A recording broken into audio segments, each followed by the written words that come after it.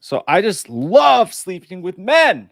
And I want to sleep with all the men. Oh, hey, we're live. How's it going, guys? Oh, shit, you forgot that you weren't on Skype call with your Catholic priest and he wasn't Yeah, diddling your butthole. What? he doesn't like it. He doesn't Oh like the way no. I live my life. We just F insulted him a shit ton of people. There's nothing wrong with Catholics. I like them. or men sleeping with him. It's whatever. I'm not going to be like the internet and be raging at Tom Holland for sucking some dude off in a bathroom stall in a movie. Did you hear about this? No, what'd he do? But wait a What minute. did Spider-Man do this time? Before we get into this, welcome to the show. It's We Watched the Movie. I'm Jay. There's Mike. With the Fangoria shirt. Okay, so now we got that out of the way. I will say, okay, so just really quick, a brief recap is that so Tom Holland apparently did an extremely homoerotic scene in an Apple TV. I don't know if it's a TV show but it's an Apple TV Plus show or a movie or something. And people were fucking losing their minds about it. They're like, not my Spider-Man. No, like hashtag not my Spider-Man. And I'm like, you guys understand that he's an actor, correct? Like, it's not like, Peter Parker, Spider-Man in the new Marvel movie is cheating on MJ and is blowing dudes like Leonardo DiCaprio in the Basketball Diaries in a subway stall to get money so that he has enough, to pay for his Aunt May or something. Like, then you could be like, what the fuck is going on with the Marvel comic book situation? But it's not. And by the way, people are saying hashtag not my Spider-Man. Tobey Maguire and Andrew Garfield have also played gay roles.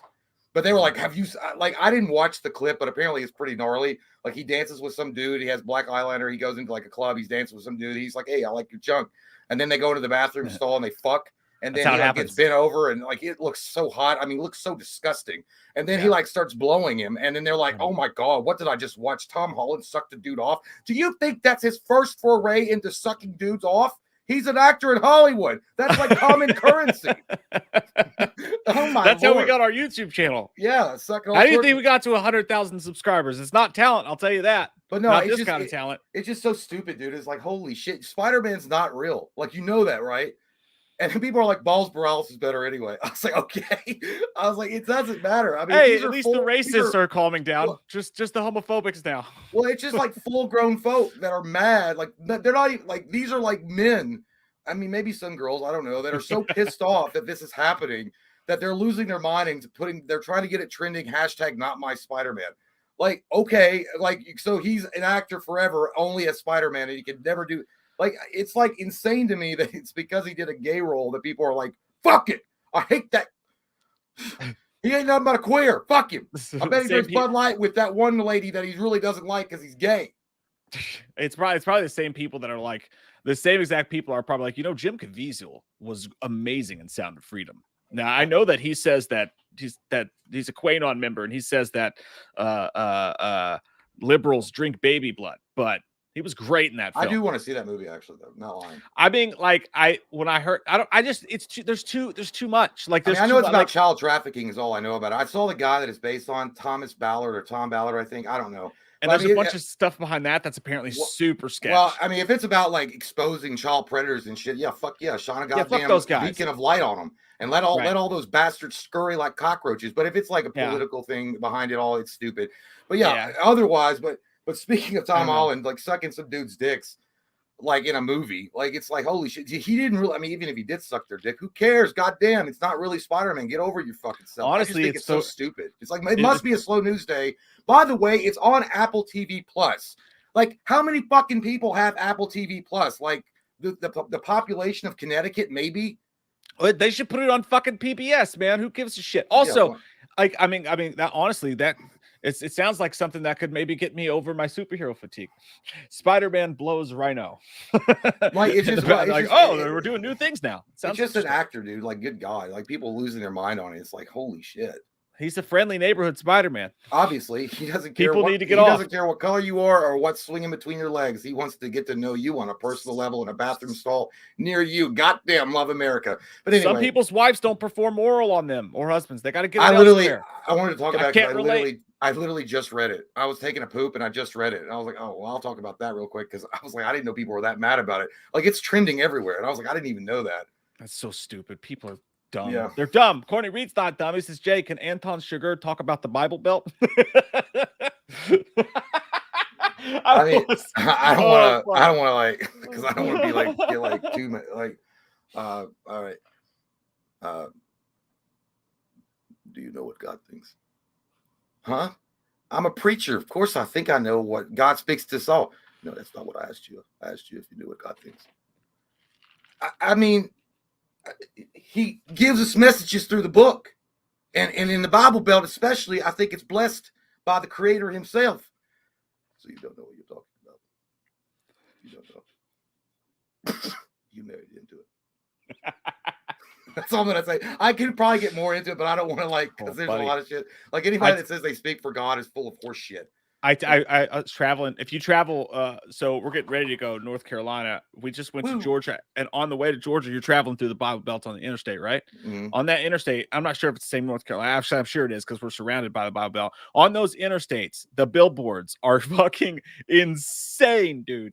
They're the craziest shit. The billboards like, "You're gonna burn in hell, you fucks," and then and the next time it's like, "Pull over for porn, truck stop none." But I love it. I think it's amazing. I think that's just America, dude. That's America. Fuck it. You can have your own beliefs, but fuck you if you try to mess with mine. But it's funny. We live. I guess Kentucky is technically a part of the Bible Belt, like the part that we live in, which is more what's like the more southern, obviously you go is more Bible Belt. So I think where we specifically live is Bible Belt, but like Florence, which is a northern county in Kentucky, that's not as much of a Bible Belt situation. But yeah, we see it around here all the time. But it's just, further south you go. Yeah, the Bible Belt shit is it's just so, dude. I mean, the hypocrisy runs strong through the Bible Belt. I mean, it really does. It's just as fucked as anywhere else. It's not any more like cool or holy than like, I don't know. Every faction's got their nut bar salads. There's no doubt about that. Wyatt Atley, thanks, buddy. He says, "Hey guys, sorry I can't be here tonight, but I wish y'all a very awesome stream." Thank you, right, Wyatt. Thank you. And because you fucking said that, we're fucking gonna fuck. Wyatt's just leaving because he heard about Spider-Man sucking dick and he doesn't want to be a part of that conversation. That's not the kind of web slinging I'm in for. Tyler Rumpfeld says, "I love men."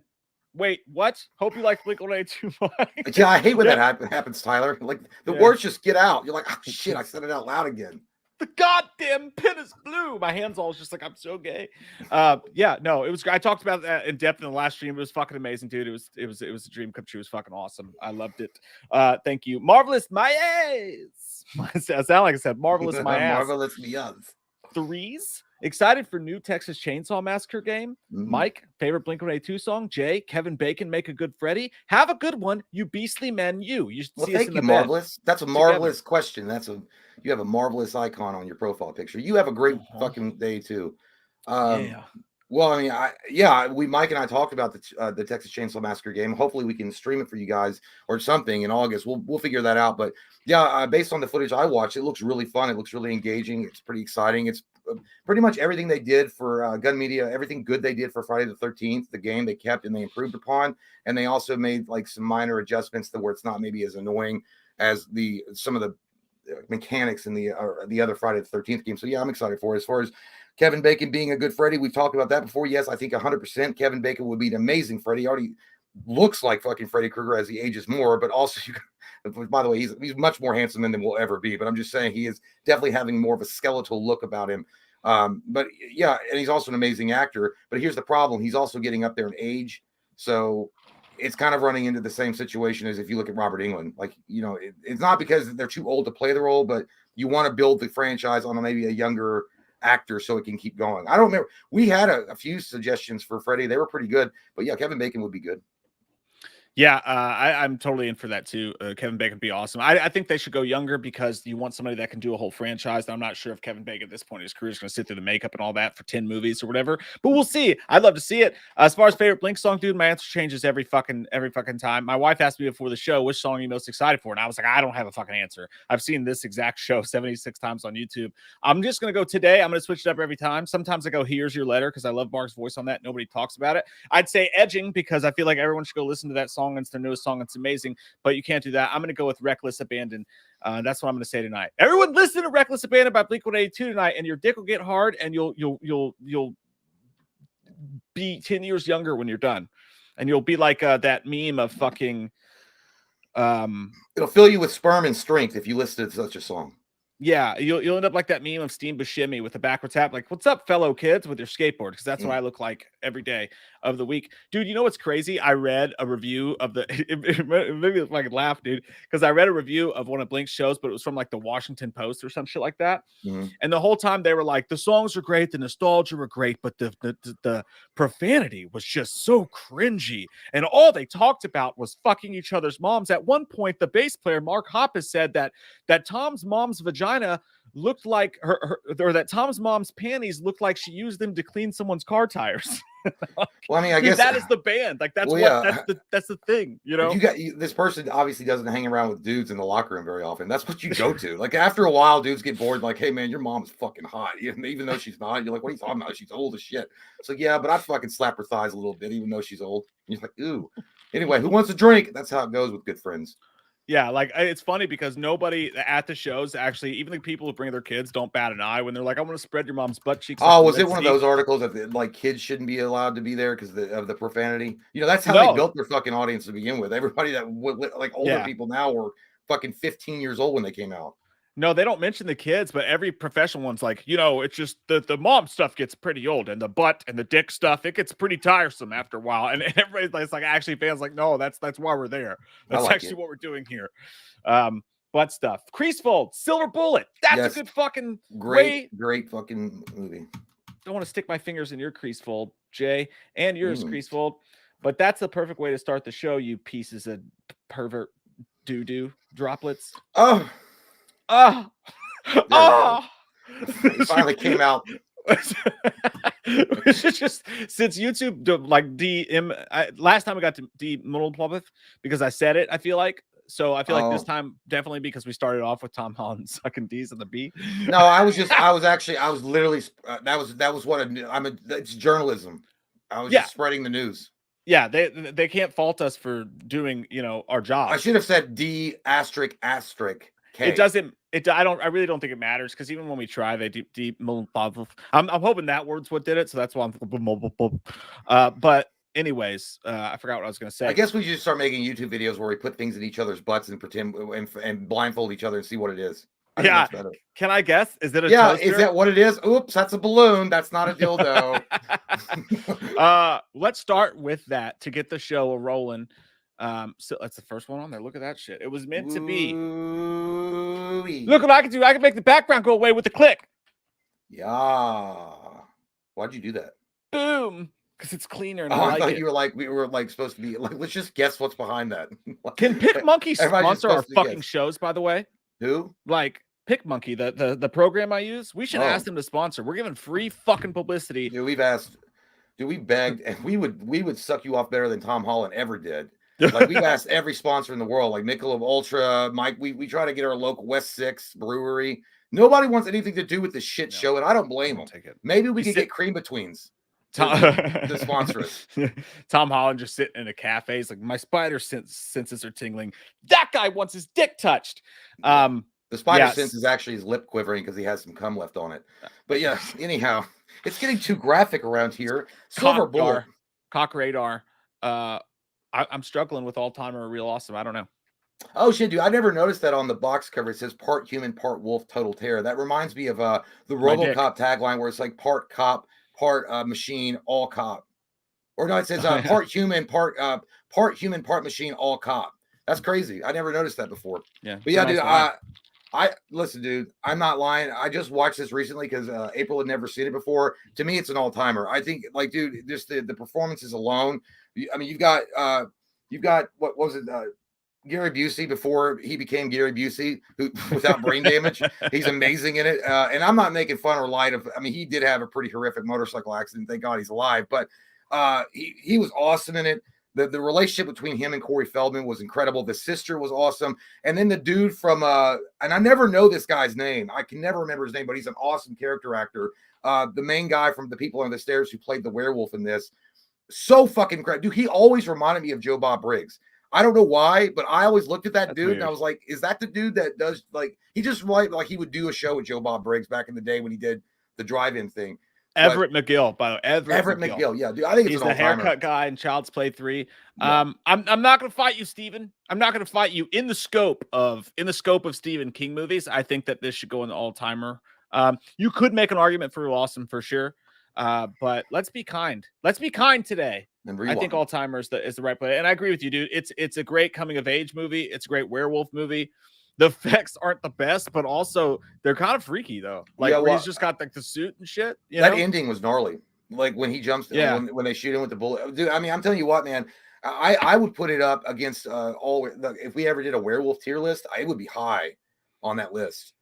Like, does the Howling have a better transformation scene? Of course it does. But I mean, as far as so does American Werewolf. Yeah, but as far as an awesome total package of a movie telling a great story, getting you involved with the characters and giving a shit, and also, by the way, it was cool that the kid was in a wheelchair and he's like the hero of the story. Yeah, I love that. Yeah. No, it's a good old classic. It's got the Stephen King feels, and it's an awesome fucking movie. Jumping in, closing my eyes, putting a finger in a dude. Hopefully he's handsome. I don't know. Smell your finger.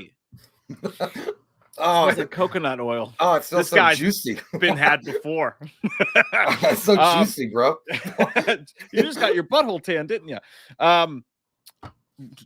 Misery. That's what the chat's in right now, listening to the grotesqueness that we're talking about. It's misery. Another big song. It's just gross. Well, I mean, look, man, Rob Reiner's he's an incredible director. The movie is amazing. James Caan is awesome. Kathy Bates is incredibly fucking creepy in this movie, as well as entertaining. I think it's a real awesome movie. Personally, I never really thought it was an all-timer, even though I know a lot of people will say it should be an all-timer as far as a Stephen King tier list, but I think it's more of a real awesome movie because it does drag a bit. I feel like the beginning's kind of boring. I'm not saying that the movie is like, I understand why it's like one of those slow burns, because really the hobbling part is like where it really fucking kicks off into another level. But I'm torn. Like, I'm honestly torn between all-timer and Real Awesome, but just for the sake of for the new people who are here to show you guys how we do this, I could easily go Real Awesome as well. But just to show you guys how it goes, I will show you guys how this works. When we get stuck on one, we ask you guys, and you guys decide: is Misery an all-timer or is it a Real Awesome? All I know is, dude, that fucking my knees like hurt just thinking about it when she takes that goddamn thing to them knees and like they're just sitting there. His ankles. Oh yeah. It's fucking just the way, just that blunt force on him, and the snowy backdrop was dope as fuck. Yeah, I love it. And just like, dude, I think Misery reminds us all of our moms, when they were like in a fucking mood, like when if your mom got hit in the head with a disc golf and was never the same again, and just like really lost her shit. You know how like when you're like, I want to go to the dance, Mom, and she's like, I don't care, you're gonna be smoking dope with those dope heads, and you're like, no, it's like a fucking I'm in 4th grade, like one of those moms. But as an adult trapped in that situation, it just gives me the willies. I never had that problem because I was never invited to dances as a loser. But I do remember when Mom was cleaning, she'd be like that. If I wasn't up out of bed on a Saturday morning at 9 o'clock, she's like, all you do is sleep your life away. Get up. I'm like, calm down, Mom. Jesus Christ, it's Saturday. It's 9 o'clock in the morning. She's like, I'm cleaning. I'm not the house slave. I'm like, you need to relax your crack, Mom. And I never said that out loud because it'd be like, I'll switch you. I got that shit fucking switch, y'all. I got that shit from my dad, dude. My dad, like when I was like 18, or I graduated when I was 17. So like my dad would just like I'd be just sleeping, and he'd come in the room with his fucking Lone Star Golden Corral tie on or whatever the fuck, and come in there, kick open my door and be like, you get up and get a job. I'm done with this shit. And I'm like, I'm fucking high. I'm still high from last night. Leave me alone. That was an everyday thing, dude. I swear to God. It could be days. And like Mom and I were having it was fine. Everything was cool. And then all of a sudden I'd walk in and she'd just be in a fucking mood. And she'd be like, I was reading the paper today and there's 5 jobs that I circled that you could be applying for right now. And instead, what are you doing? Nothing. Being a lazy butt. And I'm like, okay. She pulled that shit on me, dude. All the fucking time, dude. And it'd be the dumbest shit ever. It'd be like, go get your trucker license. I know she did. I was like, Mom, I'm trying to be a truck driver. There's nothing wrong with being a truck driver, but I could barely drive my car, let alone a big fucking huge rig of a vehicle and drive it down I'm not trying to drive Optimus Prime for my life. She'd be sitting on that couch next to that giant Indian statue, smoking a cigarette, and I would try to sneak out the back door. And she'd be like, honey, come here and sit down. I want to talk to you. Like, oh, and she'd do the same thing. Now, you and Cody and JT, you need to go to driving school. That's what you need to do. You need to get your CDL. I'm like, dude, I remember. Yeah, you're right. And we're gonna tomorrow because I could leave and you guys are stuck with that show. I know, dude. You know, I remember. I keep trying to tell Jay and Cody that they really need to, and like I'm in, but like I'm just waiting on them to jump on board. No, we were like, still. That's because you're a good boy, and we haven't grown up though. Our mindsets are still the same. I was like, no, man. What we all can do is we all can get a shitty van and go be like tornado chasers down in Kansas. He's like, yeah, how are you gonna do that? I was like, I don't know, man. But I've watched Twister so many fucking times. We'll just do that. But how are we gonna get the equipment? I don't know, man. We'll just watch the Weather Channel and then we'll go where the storms are and then we'll film it with our flip phones. We have to start somewhere. But dude, I swear, dude, like I got a job as a security.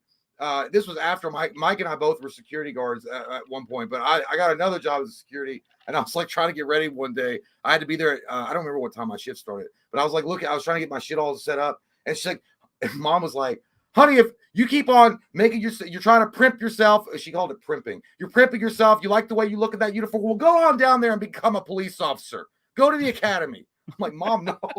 I was like, I'm just making sure my uniform's on straight. Your dad comes in. He's like, I'll tell you one thing, son. And he goes, Mark Wahlberg from fucking Departed. You are not a fucking cop. And you're like, I know, Dad. I know. I'm a security guard. Anyway, those are nice little rants that we go on. Yeah. Misery. You guys decided it is an all-timer. 66% sex to 35% now. It changed. You've changed. I wish you'd go back to the person you used to be. What just happened? I think we're all just going to ignore it and act like you didn't say it. Thank you. I'm losing my mind. Mm-hmm. Where did it go? Where the fuck did Misery go? Okay, so it goes to all-timer. Okay. We're 2 for 2. And on Stephen King movies, you know, we're being too kind tonight. Well, it's getting kind. Yeah, but it's going to go into the toilet very soon because there are some really shitty adaptations of Stephen King movies. I'm closing my eyes and feeling around just like I do when I go to Stephen King novels, I should say. Oh yeah, this is a well, that's going to be all on Mike because I don't think I watched that one. Oh, this is one of those awkward moments, dude, where I actually asked for a screener for this because I was like, "Oh, that sounds awesome, Stephen King movie, fucking going to Netflix. It's new, you know." The story. That's me rolling over, realizing that I haven't satisfied my wife sexually after. That's the face that I have. I was like, "Oh shit, I got off," but I know that she's not. Yeah, dude. Like Donald Sutherland is a goddamn, amazing actor. He's one of the best, and like the stuff between him and the kid was touching or whatever. Not that, just calm down. Not like it's not one of those kind of movies. But yeah, the dude dies, and then the kid's phone starts getting texts from him. He's like, "I'm still alive," and then the whole fucking movie is just stupid as shit. Is it a horror movie? Happens. This is supposed to be a horror movie, but it's sort of like a gateway horror. Literally nothing fucking happens in this movie. It was so awkward and just terrible to be like, "Thank you for the screener." I hate it.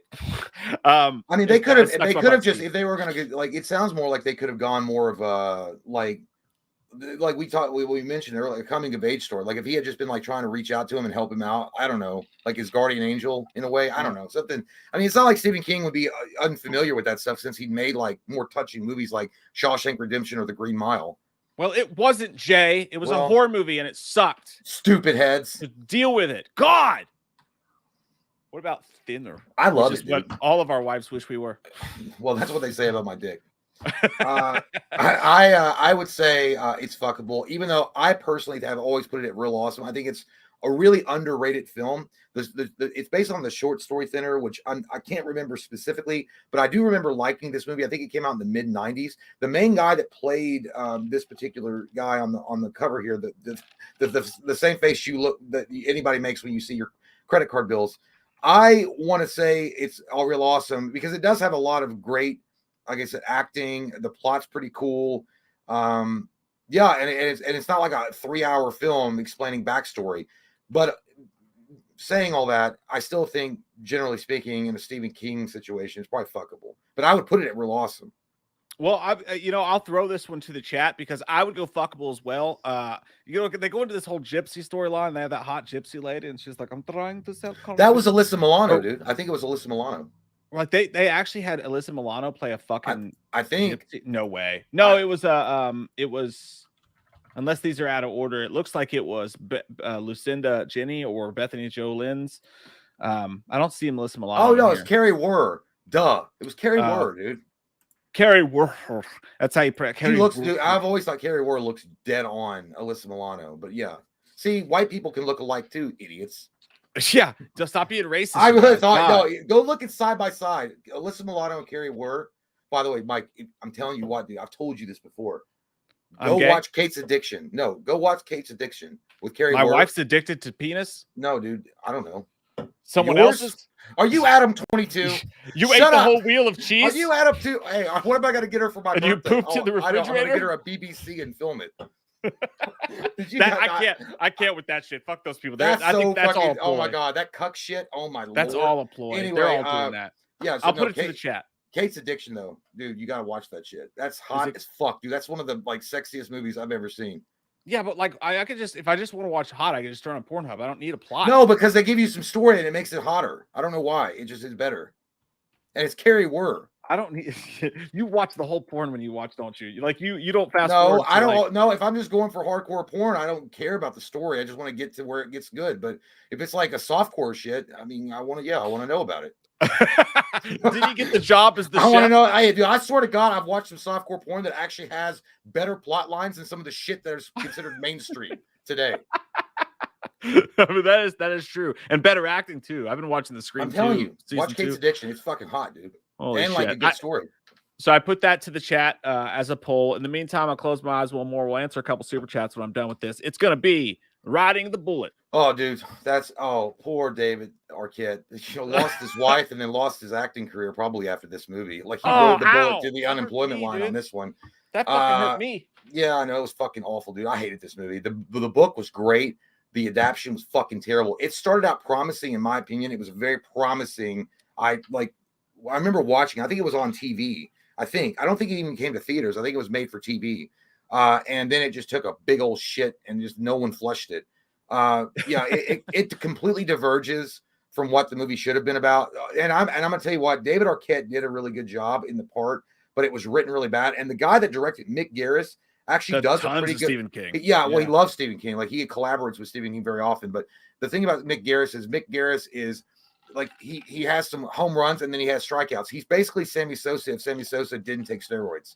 Like sometimes you win them, sometimes you lose them, but you're not a superhero all the time. You mean the guy working at the bowling alley?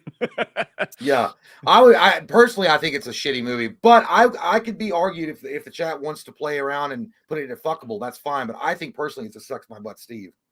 Yeah, I barely remember it. I barely do remember it, but I do remember semi enjoying it. So like I personally put it in fuckable because I love David Arquette, and like I remember enjoying it and not being great, but not being non entertaining wholly. But while we put that to a chat in the vote in the chat Starbucks, Thinner says fuckable 55% to 45%. They agree with you, sir, that Thinner is just indeed fuckable. Hey, well, you know what though? Like, I never super enjoyed the movie. Right? It made me, dude. There's something about it that creeped me out. Like, I feel like if the ending is as disturbing, the ending of Thinner is as fucked up and disturbing as The Mist. Do you remember when he pours his blood into Nothing is that fucked up, man. No, dude, because he pours his blood into the cherry pie because he was told by the gypsy man that the only way to get rid of the curse is he has to pass it on to someone else. So he's gonna give it. He wants to make the cherry pie and make his fucking cheating ass bitch of a wife eat it. And then what happens is he wakes up in his bed and then he goes downstairs and he sees the pie's been eaten and he's like, oh yeah, fuck yeah, my bitch ass wife ate it and she's gonna die. And then his daughter comes downstairs and she's like, hey dad, I'm glad you're feeling better. Me and mom stayed up all night eating this pie and talking about your problems. And she puts her finger in the bowl and sucks it up. And then she goes out the door. He just killed his fucking daughter on top of his wife. That's fucked up, dude. That's true. Yeah, no, I'm remembering that for sure. Well, I just remember the promos being everywhere. Like, I remember seeing the promos for, like, going to the theater to see other shit at the time, but seeing, like I don't think my parents would let me go, like, watch. Like I could watch them at home, but nobody was going to take me to fucking see one of these movies in the theaters. But I remember seeing, like, the posters everywhere and being like, that marketing's sick. That's some nice marketing. And even now, dude, check this. I don't know if I ever showed you this or not. This fucking VHS I found for Thinner. Look at this shit. Oh, fuck it. Let me pop out real quick to the, Dingleberries. Look at this. Like it's got the case. Oh, it looks right? like a novel.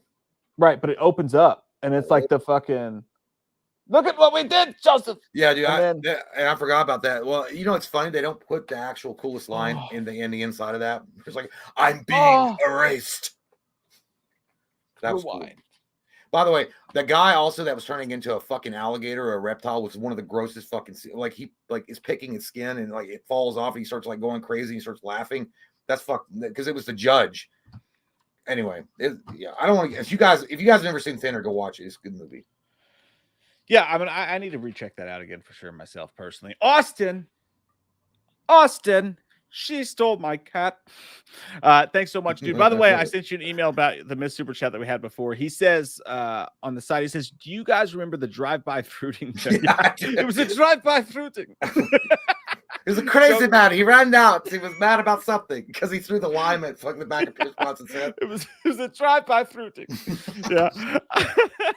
It was replaced by run-by fruiting on home release. Stupid. What the fuck? And the original joke only exists in memory now. No known physical copy. That sounds like some fucking Mandela effect shit. I don't know. That sounds weird, dude. You can't say drive-by. You can't say bomb on an airplane. Bomb, bomb, bomb, bomb, bomb, bomb, bomb. Yeah. You can't do it. Yeah, he ran by shooting. Is a lot better than he drove by shooting. God, that'll calm down, folk. That's weird, man. I had no idea that they took that out of the movie. Why'd they do that for? That's so stupid. Literally, I don't know. Even where everybody's concerned about PC, why the fuck is drive-by fruiting something offensive? It was a drive-by fruiting. I just noticed, by the way, that someone mentioned the Langoliers in the chat, and I didn't have that. Oh yeah, the Langoliers. Like, why didn't that fucking pop up on Wikipedia? Goddamn piece of shit ass Wikipedia. I swear to God, I'll put the system on trial. Let me find it here and add it real quick. I wish we had Wikipedia back in school, dude. God damn, that been so much Chat cooler. GPT. So yeah, all we had was fucking AskJeeves.com. That piece of shit didn't know shit anyway. It's like, how would he know? What does he know? Like, I can just type it in Google. Dude, Google was the best thing that ever happened back in them days. When you had like a million different like web search browsers and shit, and there was like 100,000 of them. Google was like king, and even though it didn't really take off until years later. And we still didn't have it as good as other people did, or as the people do now. Benny, what's up, dude? Benny G says, hey, guys. I've been building a 12,000 square foot public haunted house right now, and I just need a few more scary theme ideas for rooms that'll skid up some pantaloons. Ex-wives that are addicted to drugs and try to like snake you for more money after you get divorced. That's the worst right there. Holy shit. It's more terrifying. And make sure that when she comes at you, that she has a box of Franzia wine in her hand. And she beats you over the head with it because she wants you to go out and get more of it. That's way too specific. Just get ex-wives in there. That's scary. That is scary. I would say, dude, one time we went to this church haunted house and it really actually fucked me up.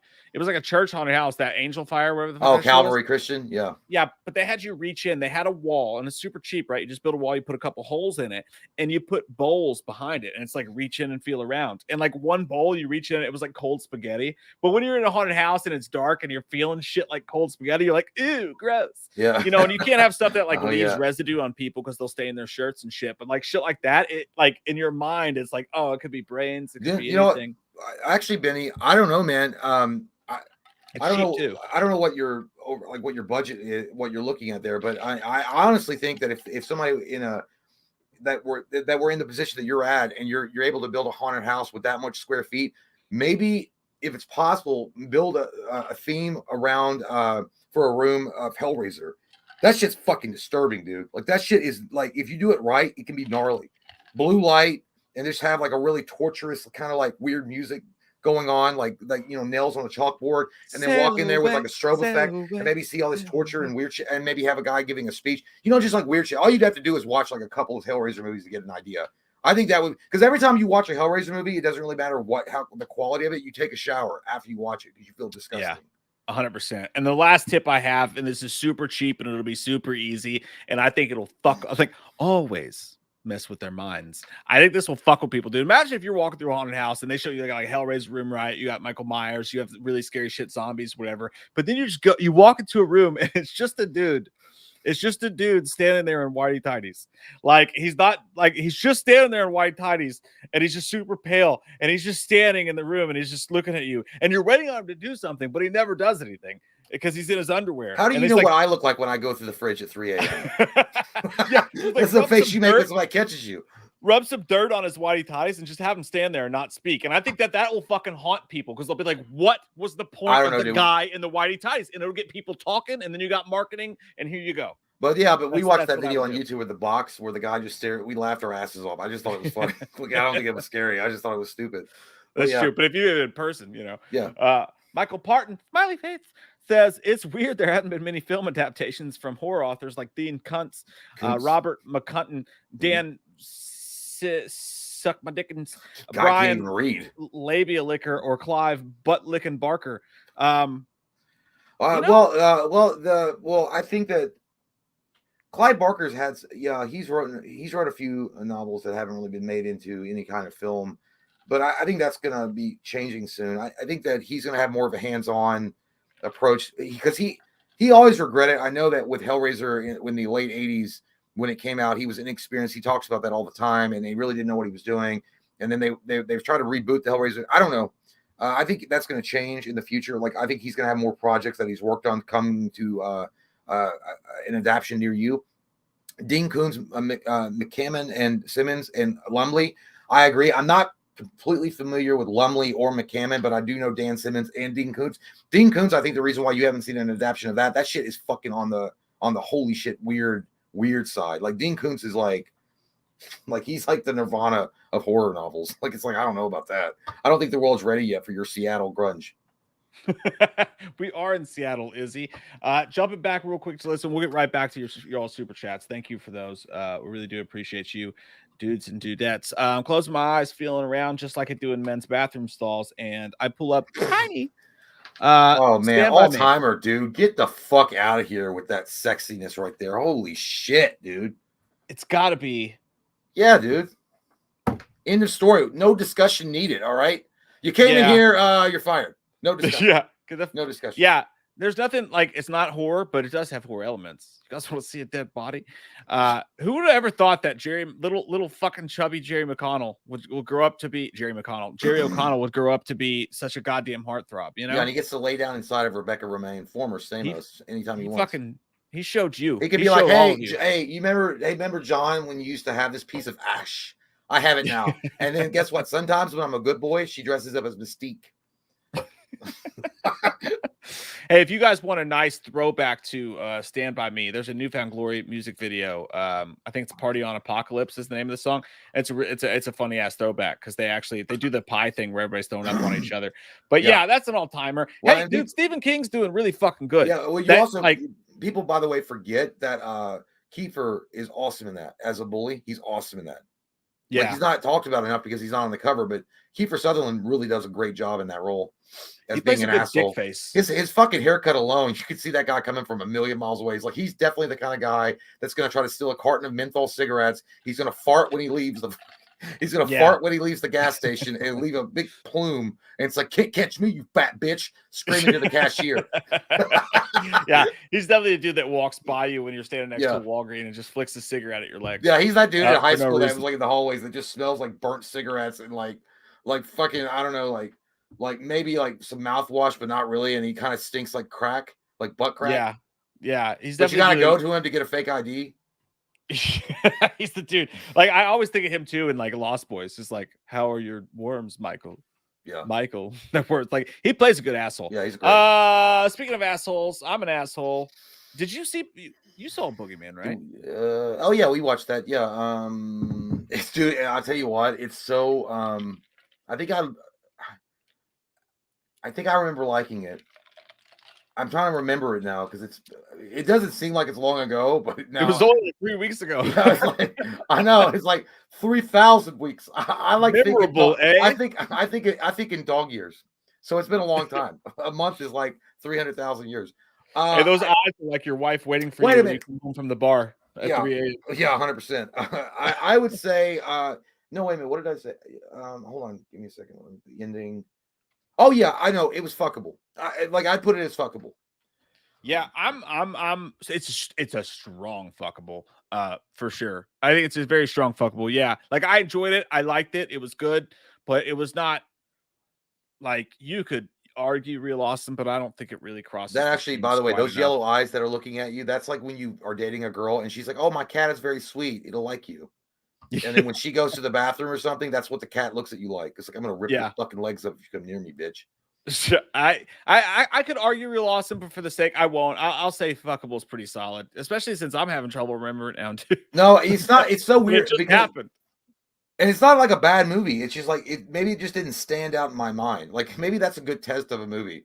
Like if a few weeks later, if you could still remember it and talk about it, it's like it's a solid movie. But yeah, if not, it just kind of gets passed by in the ether.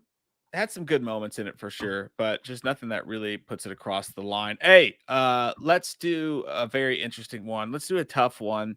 Let's do one that will get the people's penises flaccid and or all they gotta do is watch us. I mean, that's a good one. Oh man, Maximum Overdrive. Yeah, listen, I'm just gonna be honest with you. Like, I understand you're gay. Yeah, I mean, dude, why the fuck do we always talk about this? It's just not a secret. I've been out of MySpace for a while. I need to get it notarized. Oh well, you don't need it notarized. You were literally sucking my dick behind the truck stop last weekend. Stop being scared of our love. Anyway, no, but seriously, the thing about Maximum Overdrive, I know that there's a nostalgic place for people, and people do remember it fondly because it is a goofy ass B movie type of situation. And Emilio Estevez directed it, and it was just like, what the fuck. I think, but to be honest, watching it, and I've watched it several times since I was a kid, and then I think we did a review for it not long ago. I'll put this to the chat, dude, because I would put it in Sucks My Butt, but I could. You're going Sucks No, My Butt. because I don't think it's a good movie. I like, it's fun, I get, but then it kind of wears thin after a while. Like, I don't like the fucking cars coming back. Like, well, this is basically Transformers without any IQ that are trying to like bulldoze you down, even though they technically are possessed or something. I don't know. The book's way better. The short story, I mean, but I can see why people would put it in Fuckable. Yeah, let's put it to it. I personally would go Fuckable. I think that Emilio being in it's fun. And I think that the look of the trucks is fun. Like the practical effects, obviously, because we weren't in Super Marvel CG Butt Town yet in the world of movies. That was fun how they filmed it all. And it did kind of have a Tremors-ish vibe to it where they're locked inside of the station there. But you're right. It wore thin pretty quick. And the story, like, as short as it probably was, it probably could have been 25 to 39 minutes shorter. I'll put it to a vote. That's a good idea. Not to mention the fact that Tremors never wore thin, even though Tremors was a B movie horror, but it was like perfectly done. I mean, I don't know. That's a tough one. Yeah. I'll even throw Real Awesome in there just to the chat because I know people do love it, but Real Awesome, Effable, or Sucks My Butt Steve, just to see what happens. Maybe throw a little Rouge on you. See if you like that. Okay, so there's that. That is for you guys to vote on. And close my eyes, feeling around. What do we got? No, and not like much older than us. Dad, do you have your camcorder handy? That girl is fucking hot, dude. I've always thought so since Son-in-Law. Yeah, so is Bruce Greenwood. Goodness gracious. Tom Skerritt's younger brother. She looks like she'd be like, I don't want you to put it in my butt. And then you'd be like, oh, okay, I understand. And then she'd be like, put it in my ass. Like, that's all I can think about now. Thanks. Like, no, but like she'd have like that growly voice. Like, you're having sex, she'd get really horny. She's like, put it in my butt. What? I thought you said no. I thought you said no. She's like, no, I want you to now. I'm like, all right, well, now I'm nervous. But anyway, I'll be honest with you. I don't remember this movie at all because I think I didn't watch it. So this is on my. It's hard to remember movies you didn't watch. That happens to me all. No, I've read the book. I read the book. I never watched the show. I hate it when I can't see the movies I didn't see. Yo, no, I fucking think this movie kicks ass. I think this is real awesome. I think it's definitely real awesome. And I think it for some weird reason, it didn't make that big of a splash. Like, it came straight to Netflix, and I thought it should have been huge. But again, you're right. Carla Gugino is extremely sexy. And there's this crazy thing about them having trouble having sex. And then the dude gets super fucking weird and it's really uncomfortable. And they're like, oh my God. But like just them being trapped in that room and then the dog starts showing up. And then you've got the dude with those fucking beamer eyes. Yeah, the book is like terrifying. The book shit fuck. Is crazy. You should watch it, dude. The movie does a really good job. The vibe is very almost 90s-ish. Yeah, but then I might be like watching it, like, I kind of prefer tied up like this, so it's not really scaring me. Well, it does. Yeah, there is a lot of attractiveness that happens, especially when Bruce Greenwood bends over. But, and I'm gay. I'm so gay. I can't help it in the nights. But yeah, dude, it's such a cool idea. The story is just a cool idea, and it's a what would you do situation. And So there's yeah, some you can put it. gnarly You can put horror it in where you it. want, wherever you I want. love it. Thanks, baby. Can I really put it where I want, like later too, or is this just for this movie? Yeah, Can because I already put it in your ass. So go ahead and put it where you want. Well, yeah. There's worse places, like the backseat of a Like the ear. Volkswagen. Oh, Real awesome is where it goes, and I don't care if you don't like it. Chat, I actually don't know. yeah. Send all your hate to Mike if you fucking think the movie sucks. Fuck you guys. Eat a dick. No, I don't see any arguments in there. I was like, yeah, real awesome is where it goes. Hey, I'm gonna rewatch that soon. That dude's face at the end. My God, Jackson's daughter. Speaking of weird faces, by the way, have you guys seen the trailer for Cobweb? Yeah, fucking, dude. God damn, that looks scary, dude. Like that bitch, does. and she's like, and her, oh my God, dude. Yeah, dude. I mean, that looks fucking gnarly, dude. Like I was like, that shit looks disturbing as shit. It's got and the guy, I can't believe nobody's talking about it. Yeah, Homelander's playing the dad in it. Like yeah. That movie's gonna be fucking scary, dude. Like that's gonna be fucking scary. I think it's like a VOD release, if I'm not mistaken. I don't know. Well, I know that the director like hit it big. I think you can watch it. It's French subtitled, Madeline or something, and they said that's like the scariest thing on Netflix. I think it's an 8-part episode called. I think it's called Madeline. I could be wrong, but they're like it's fucking scary, and people were like, oh, you know, of course they're gonna hype it up, so people were passing out. It was scary. But I mean, I did hear a lot of people were like, yeah, I literally went in and slept in my grandmother's room, and I'm 29 years old with the lights on. And people were talking about how they were scared to go to the bathroom. I don't know. There we go. I think it's weird that they would have a movie that original with those actors in it. And it's not going to theaters. That's what sketches me. I'm like, does it suck? Is that why I didn't get funding for it? Because that's the kind of movie, like if you look at what they're doing with Talk to Me and shit like that, or Smile, like that's the kind of movie. So they should. What you think about this guy right here? I'm thinking motherfucking all-timer. Get it in the all-time church and let's put it inside and get it done. Throw some holy water on the doors and keep out the bad spirits. Hey, put it in a casket. Put it in a casket, and then let's all get in a fight and knock over the casket in the middle of the goddamn funeral, because that will be haunting and hilarious. It's not like she felt anything. Her body fell out. Oh God! I don't want to be buried in that pot cemetery. By the way, I gotta point out the fact that God. All I want is a Subway sandwich to go. I will say about this movie, dude, it was it is such a rad movie, and it's so well done, and it's so well paced. And I always remember the acting was so superb. The main guy, the father in this movie, I didn't know who he was, but when the boy dies, I can't remember the kid's name. Gage. When Gage dies and he screams no. Gaden. When he dies and he gets hit by that semi truck and he screams, and the way they shot that kind of slow-mo, dude, like you could feel that shit. That shit was like raw as fuck. And then Zelda, god damn, the sister in this movie was by and far way fucking scarier than what they did in the remake. Holy shit. She had that goddamn spina bifida. She had the spina bifida, and I'm like, fuck! She said, lick my neck, my back, my pussy, and my ground. Yeah, but we gotta be careful with when we make fun of certain things, because you don't want to. I'm not making fun of that. But you can't even mention it. But you can't. You can't use certain words. No, I'm saying her. As we have half you know like I'm just saying you gotta be careful, because there's sensitive tampons that take things out of context. But yes, you're right. Well, that's not something you want to make fun of. That shit is fucking. But it was terrifying the way they shot it, and I don't know for a fact, but the guy, whoever played Zelda in that, I always thought it was Ted Raimi, because it had the same. It kind of looked like Ted Raimi. I don't know who did it, but they did a phenomenal fucking job of that. That was one of the scariest. Zelda's probably like maybe one of the scariest sub creatures in a movie I've ever seen. And not to mention, but the movie itself is just so well done. It's an amazing piece of film. Amazing. Let's stick her in. Let's stick her right in there.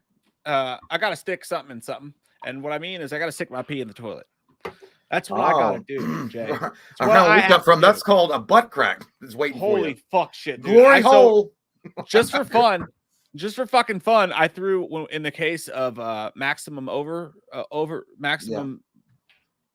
guys, maximum overdrive.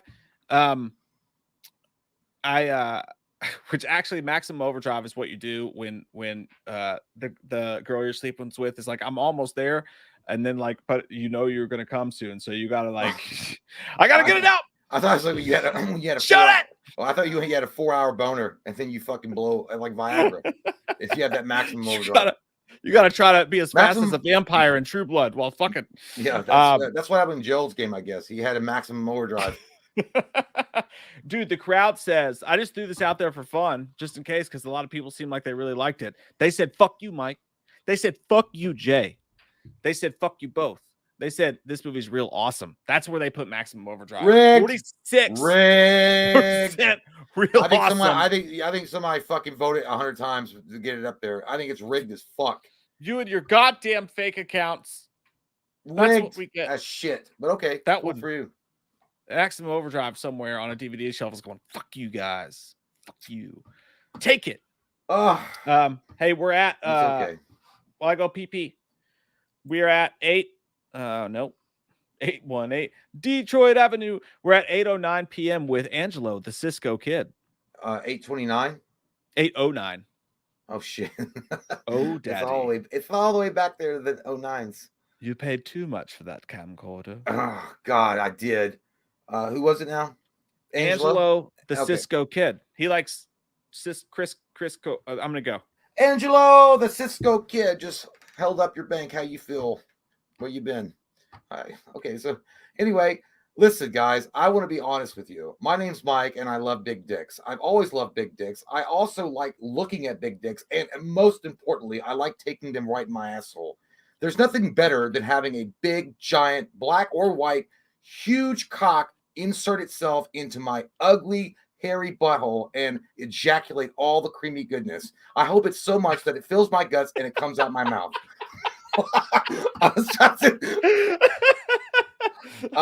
My name is Lydia Dietz and I'm of sound mind. Anyway, oh, Lordy Lord, God damn. And you wonder why we can't get sponsors, because we're pieces of shit. Angelo, the Cisco Kid, says, yo, Mike, it's NJ, dog. Let's be honest here. You guys are far too good looking. YouTube demonetizes you for violating its guidelines on explicit content. I don't think you're telling the truth, but we will take that compliment, Angelo. Thank you. I'm getting old, and we don't get those many compliments anymore, so I appreciate it. I have a face for radio, but I do appreciate you, Angelo. I think it's more along the line. I don't know. We're too abrasive, I suppose, is what the word would be used for advertisers. So yeah, maybe, I don't know. I feel like YouTube and Mike and I and YouTube have a very complicated, convoluted relationship. We appreciate the platform and they allow us to, bring this content to you guys. But I think at the same time, they're like, while you provide this content, guess what, bitch? We're going to secretly make sure no one really knows about your videos. So that's the payoff. But yeah, thank you, man.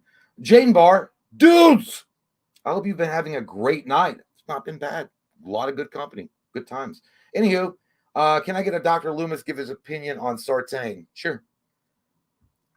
Quack ass doctor. Stupid ass piece of shit. Sartain. Dr. Sartain. He comes in. I try to teach him about Michael. I try to say, hey, this is what you've got to do. This is what the procedure is. This is the steps you must take. He comes in. He acts like Arnie from What's Eating Gilbert Grape with his big dumb shit eyes. Not understanding a goddamn thing. There's no power to be harnessed from this, you stupid asshole. It's just evil. Burn it. Flush it down the toilet and get it out of here like a turd from Taco Bell. But no, Dr. Sartain wants to go on about, oh, there's power there. Oh, my God. Like a goddamn Skeletor or some shit from Snake Mountain. What a crock of shit asshole Dr. Sartain is. Terrible. That's what I would imagine. That's what Dr. Loomis would think if he could respond to Dr. Sartain's attempts to harness the power of Michael, which is, to be honest, that's what he was trying to do. Robin Barker, thank you so much, says, I always wanted you guys to do a Stephen King ranking / tier list. Awesome. It's finally being done. As a diehard Stephen King fan, I'm going to love this. I hope so, man. I hope that we don't ruin your night by maybe not ranking the films in an order that you like, but it's all about opinions and we definitely have them. So, but yeah, we appreciate you hanging around. And I'm personally also a diehard Stephen King fan. I used to own all I literally owned every book of Stephen King, even the one that wasn't like I owned like On Writing, where it was just Stephen King talking about how he comes up with his ideas and his method of writing and things like that. And of course, my ex-wife sold it all for nefarious reasons, because she's a cunt, and I lost all those books. But yeah, I've always loved Stephen King since I was a kid. I think I got introduced to my first Stephen King novel at 16. I think it was Salem's Lot, and I was hooked on it ever since. So yeah, and I also love the films as well. So it's really nice to have a fellow Stephen King expert along the way. So thank you. I'm not an expert. I'm just saying, well, he's the expert. Maybe I'm just like, it's nice to have a Stephen King fan, I suppose. Going down, moving. Austin, thank you again, sir. Says Storm of the Century is my favorite. Man, that's a good fucking movie, dude. If either of you guys were kids, would you volunteer to get trained by the wizard? You'd be dumb not to. Oh, Andre Lenoge? Yeah, dude, like 100%. Like that seems like a fucking crazy ass cool life. Like Andre Lenoge, it seems like he's ageless. Like he's got like mysterious, amazing powers. Even though technically he kind of is a pussy because he's using fear and intimidation to get the town to do what he wants. But you don't know. I mean, he could have more like amazing, gifted or amazing like astronomical, crazy ass powers that he's just not showing off because he wants the town to do what the town do and betray their own. But yeah, dude, I would 100% go with the wizard. Fuck that. Yeah, like I don't want to live like a boring ass life. I would just go with Andre Lenoge. But I agree with you. Storm of the Century, as like, dude, there was something about that movie that just made it feel cozy. I love that. It was one of the better TV. It was made for TV movie, and I remember I think it was a 2-part. It was like 2 episodes. Like I think maybe it was 3 episodes. I remember watching it like when they first came out, when they were brand new, and I loved it. Dude. I thought it was so good. It was so good. Sinister Creation says, you reviewing Elm Street fan film next month? Chills. I don't know. Maybe. I don't know. Is that was it that good? I mean, here's the thing about the fan film stuff. We try not to do them as much because, again, people put so much hard work and effort into making fan films. I really hate, like, even last live stream, it's coming across as shitting on anything somebody does that they're passionate about, and they're not getting paid in any way whatsoever, and it's not like produced by a huge studio. I don't like doing that, so we'll see. I mean, if it's great, yeah, sure. I mean, maybe we'll do it, so we'll see. Robert Bailey Jr., thank you so much there, sir, says, Mike Flanagan and Stephen King are a match made in heaven. You guys are my spirit animals, by the way. Cheers from Ohio. Well, cheers to you, my good sir, Robert. And Mike Flanagan, yeah, I can see that. Mike Flanagan, Stephen King, yeah, I think that you're correct, and I think that they definitely share a similar interest and outlook on horror. Yeah, man. Stephen King has always kind of been like, well, I guess he's just been an average gambler. Like he's like me. It's like you go to the casino. Sometimes you hit it big. Sometimes you're like, fuck, why didn't I leave when I was ahead? And, that's just how Stephen King is. But yeah, there are certain guys that he just meshes with really well, and they can work together as a unit very well. Unlike his relationship with someone like, again, Stanley Kubrick's The Shining, a great classic film. We haven't got to that movie yet, I don't think. No, we haven't. But again, it's totally its own thing. It's not Stephen King really at all. I mean, there are elements of Stephen King in it, but Stanley Kubrick didn't want anything to do with Stephen King, and Stephen King really fucking despised Stanley Kubrick and his version of the film. But yeah, you're right. Mike Flanagan and Stephen King, they're a match made in heaven. You are correct, sir. Brandon Ferguson, hey, how you doing, you good-looking sons of bitch? What's up, guys? YouTube demonetization rules are strange. A podcast I watched got it for one of the people on there eating 2 of those spicy chips, not them to reacting to a YouTube video of someone showing how to wax your ass with Nair. I know, dude. It's a weird world, Willy Wonka fantasy Candyland bullshit island that we all are currently occupying. When shit like that is okay, but yes, yeah, eating spicy chips and yeah, I don't know. Do we haven't been like, thank God, dude, and count our lucky stars. We haven't been completely demonetized. It's only a matter of time, I'm sure.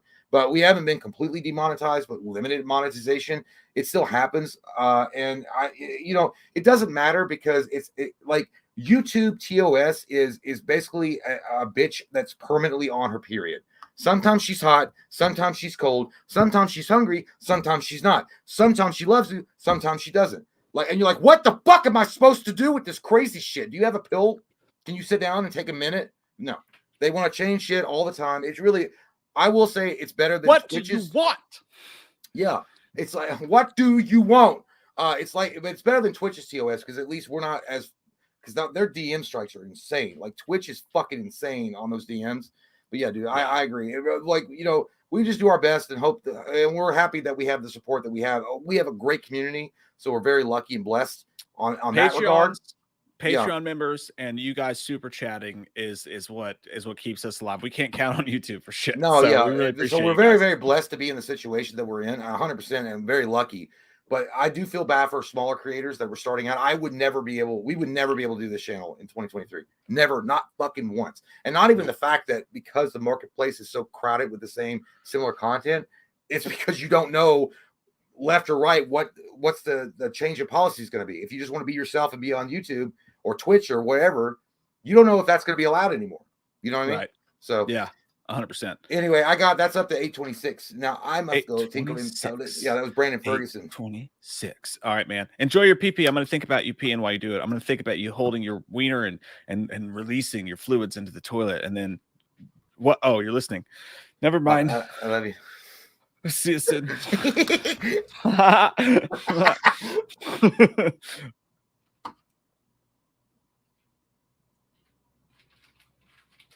Show us your dick. Oh, Tom, you came.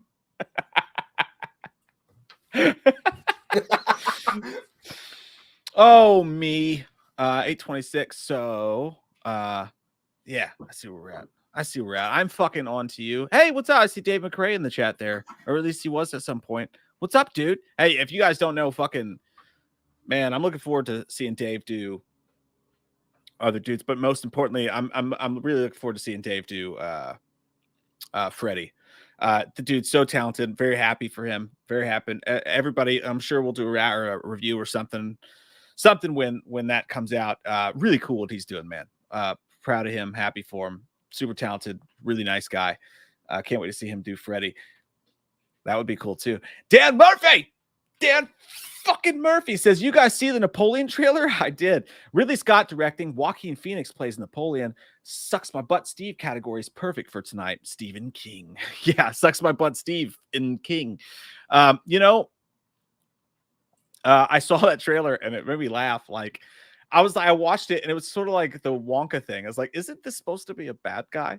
Like, Napoleon's supposed to be a bad dude, right? Didn't he like conquer a bunch of shit and like killed a bunch of people? But the trailer, it's like, yeah, man, this is like that Michael Keaton when he started McDonald's movie. It has this vibe of like he's the good guy. I know maybe he's not supposed to be, but I like that in the trailer. They're like, this girl being mean to him is actually what started it all, you know? Because I imagine so many people like that with like short person syndrome have that happen. Nothing against short people. It's just like you have certain people who are short and they're fucking angry at the world. And I understand because being 5'10 is even fucking hard. 5'11, if anyone's asking. But yeah, no, it looks amazing, dude. Cinematography, that old school type of movie making. I'm excited for it just for that shit alone. John Horside, cut my life into pieces. By the way, John, we always talk about how you look like you should be in Papa Roach, which is not a dig at all.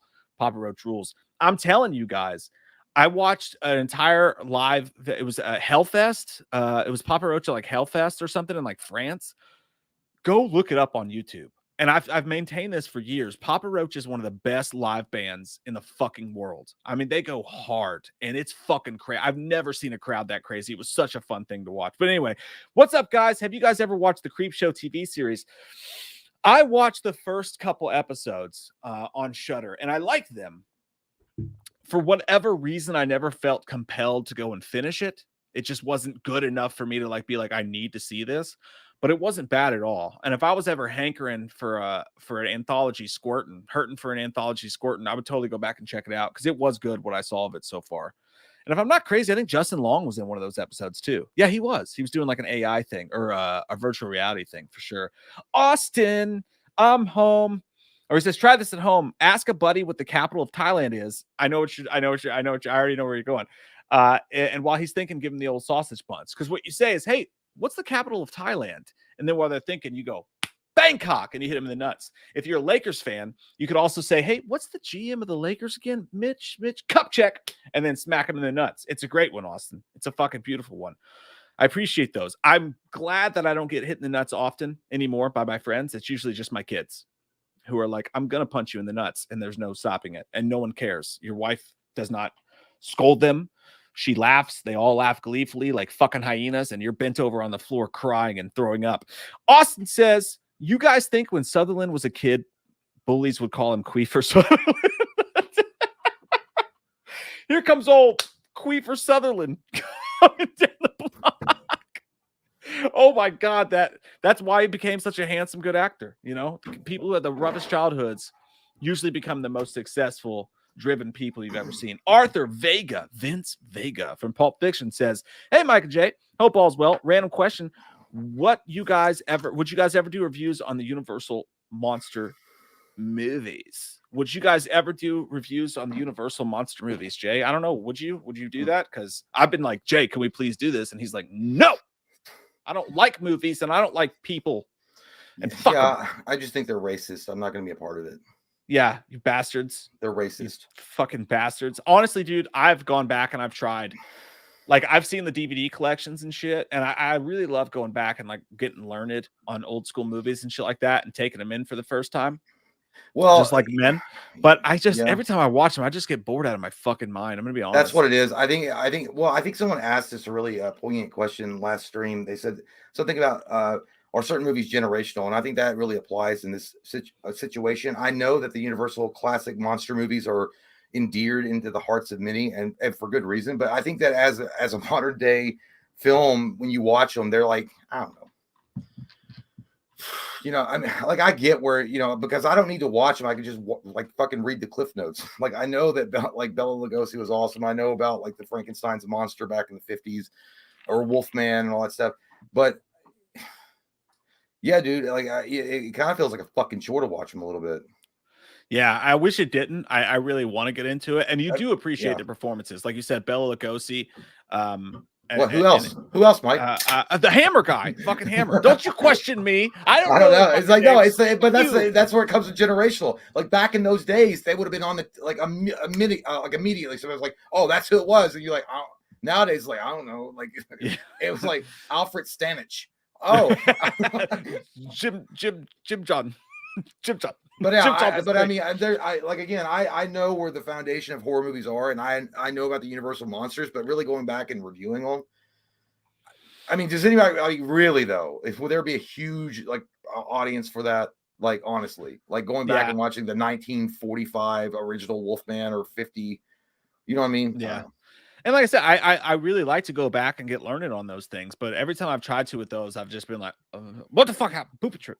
Yeah. Like I pass out. Carly Terry, thank you so much. That's very sweet of you. You kind of look like Nev Campbell a little bit. Got a little 90s Nev Campbell thing going on in your little icon picture. That's awesome. It says, God damn you, Michael. Jay should say that. Oh, God damn you, Michael. Yes. Dance, monkey, dance. Is it just what? Just say it, funny man. I don't care. just want to say that y'all are killing it with the content lately. Really appreciate the effort you put into the channel as well as Patreon. Love you guys. Thank you, man. Thank you, Carly. That's thanks, dude. I don't know. I don't know how to talk to girls. Thanks.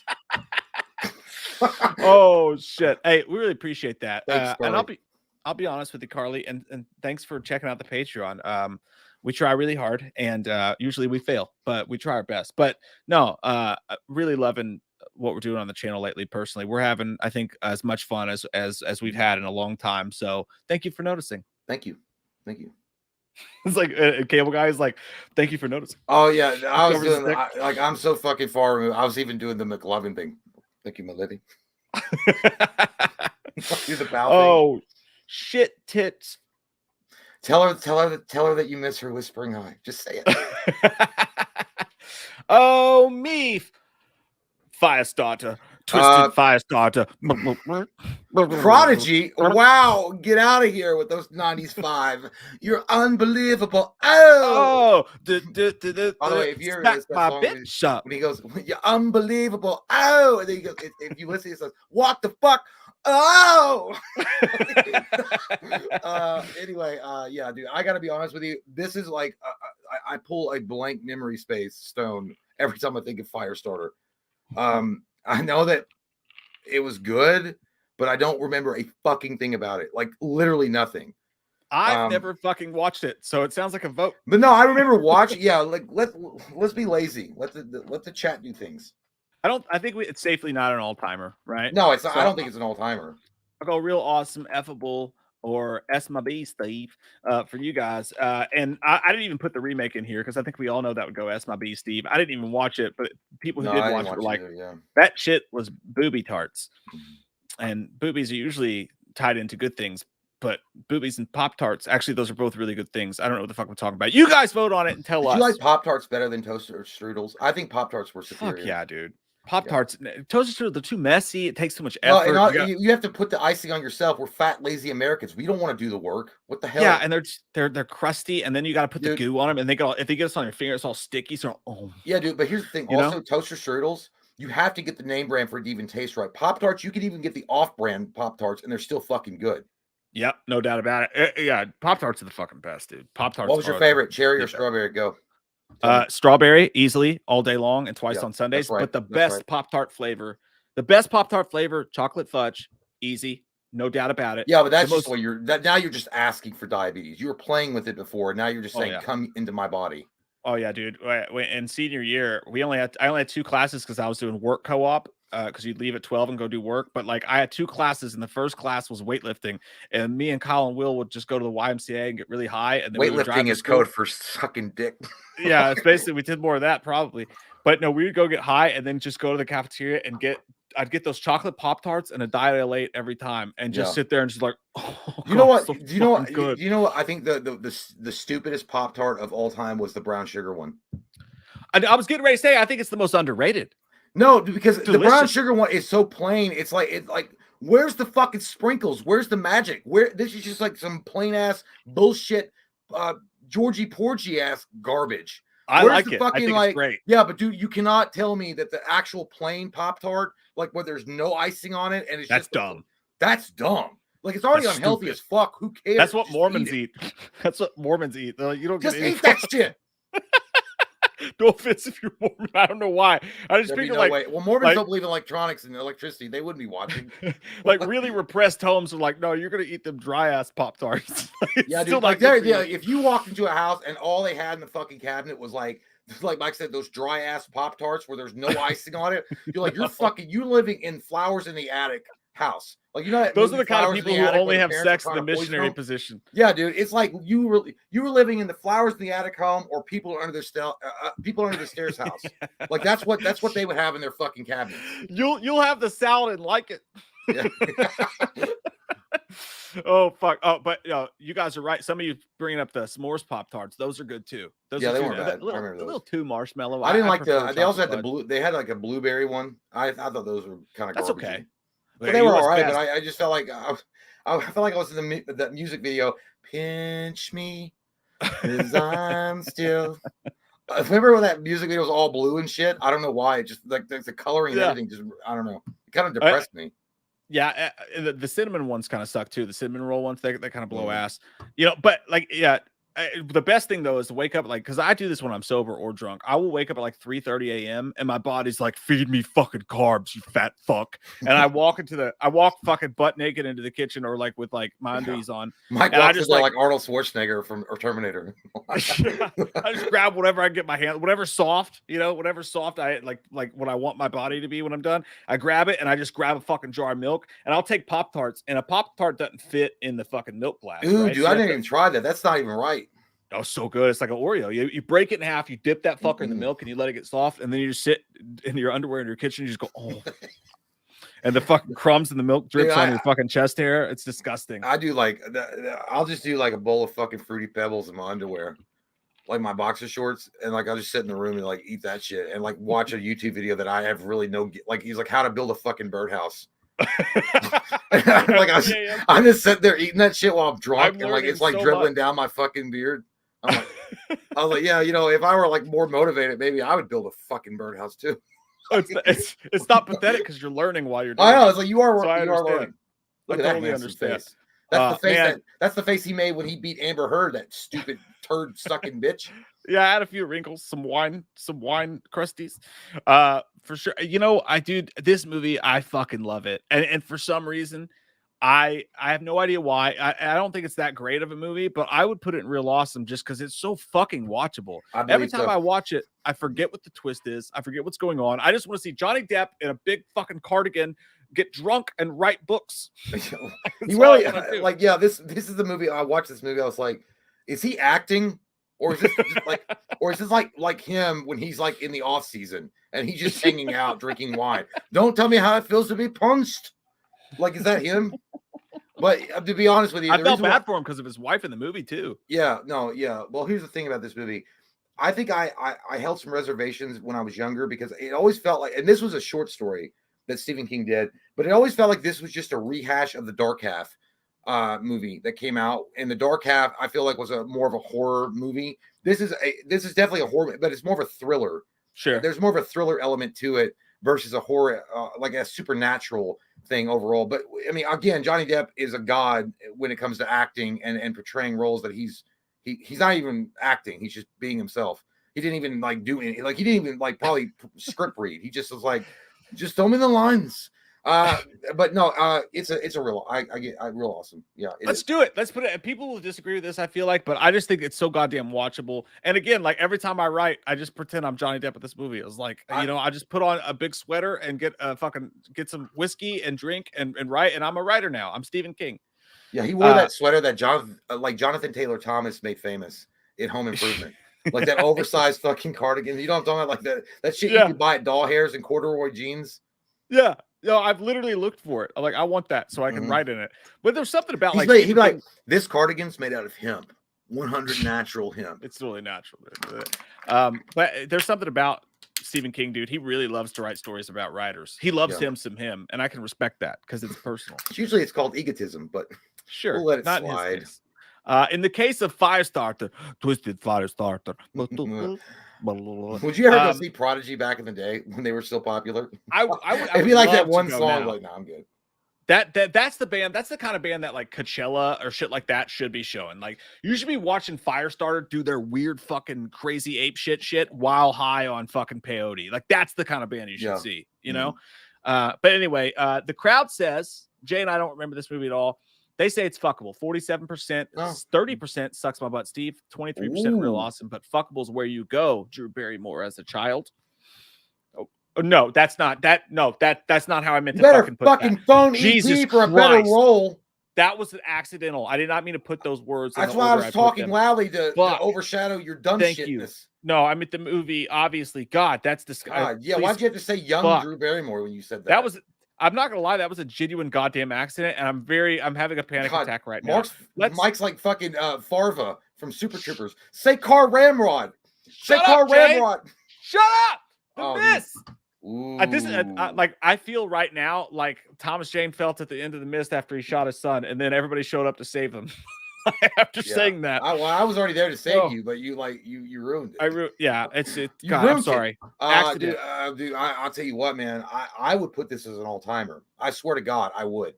Based on a Stephen King adaptation and the fact that Stephen King himself came out and said the ending, which was not in his original novel, was better than his actual original ending and actually made him like, that's terrifying and horrific and sad. With Frank Darabont doing that, I would put it as an all-timer myself, but I can understand it being real awesome. No, Jay, there's no fucking question. You're right. You're right. You're always right, and sometimes you're right. And tonight, you're right. This is a fucking all-timer, dude. This is maybe my favorite Stephen King movie to watch. Like, fucking Thomas Jane is one of the most underrated actors of our time. You know, he's so fucking good in this movie, and he's such an everyman as a dad. You really see the movie through his eyes when you watch it. Like, if you're a dad and like you're dealing with your neighbor who's suing you over a fucking tree, and like this bad storm's coming through, and you're like, oh fuck, I gotta go get a goddamn chainsaw. Fucking trees are all fucked up. This weird mist starts rolling in, and then you end up at the local grocery store with Miss Carmody being a fucking psycho Christian. She was great though. She was a great bad guy. Such a good bad guy. And the rednecks working the fucking meat counter in the back. Yeah. This movie is so the Exterminator underrated. That fucking dies. God damn, Exterminator. It's an all-timer. No question about it. Yeah, the mist rolls in, and you're like, is Snoop Dogg here? But no, it's fucking demonic. But yeah, dude, come on. You got to give it up for, like, literally Stephen King himself said that the ending of the adaptation, the movie, was better than the ending that he gave in the book. That's got to be the biggest like thumbs up, like the thumbs up going down into the lava from Terminator 2 that a writer or director could ever get. That the source material, Stephen fucking King says that.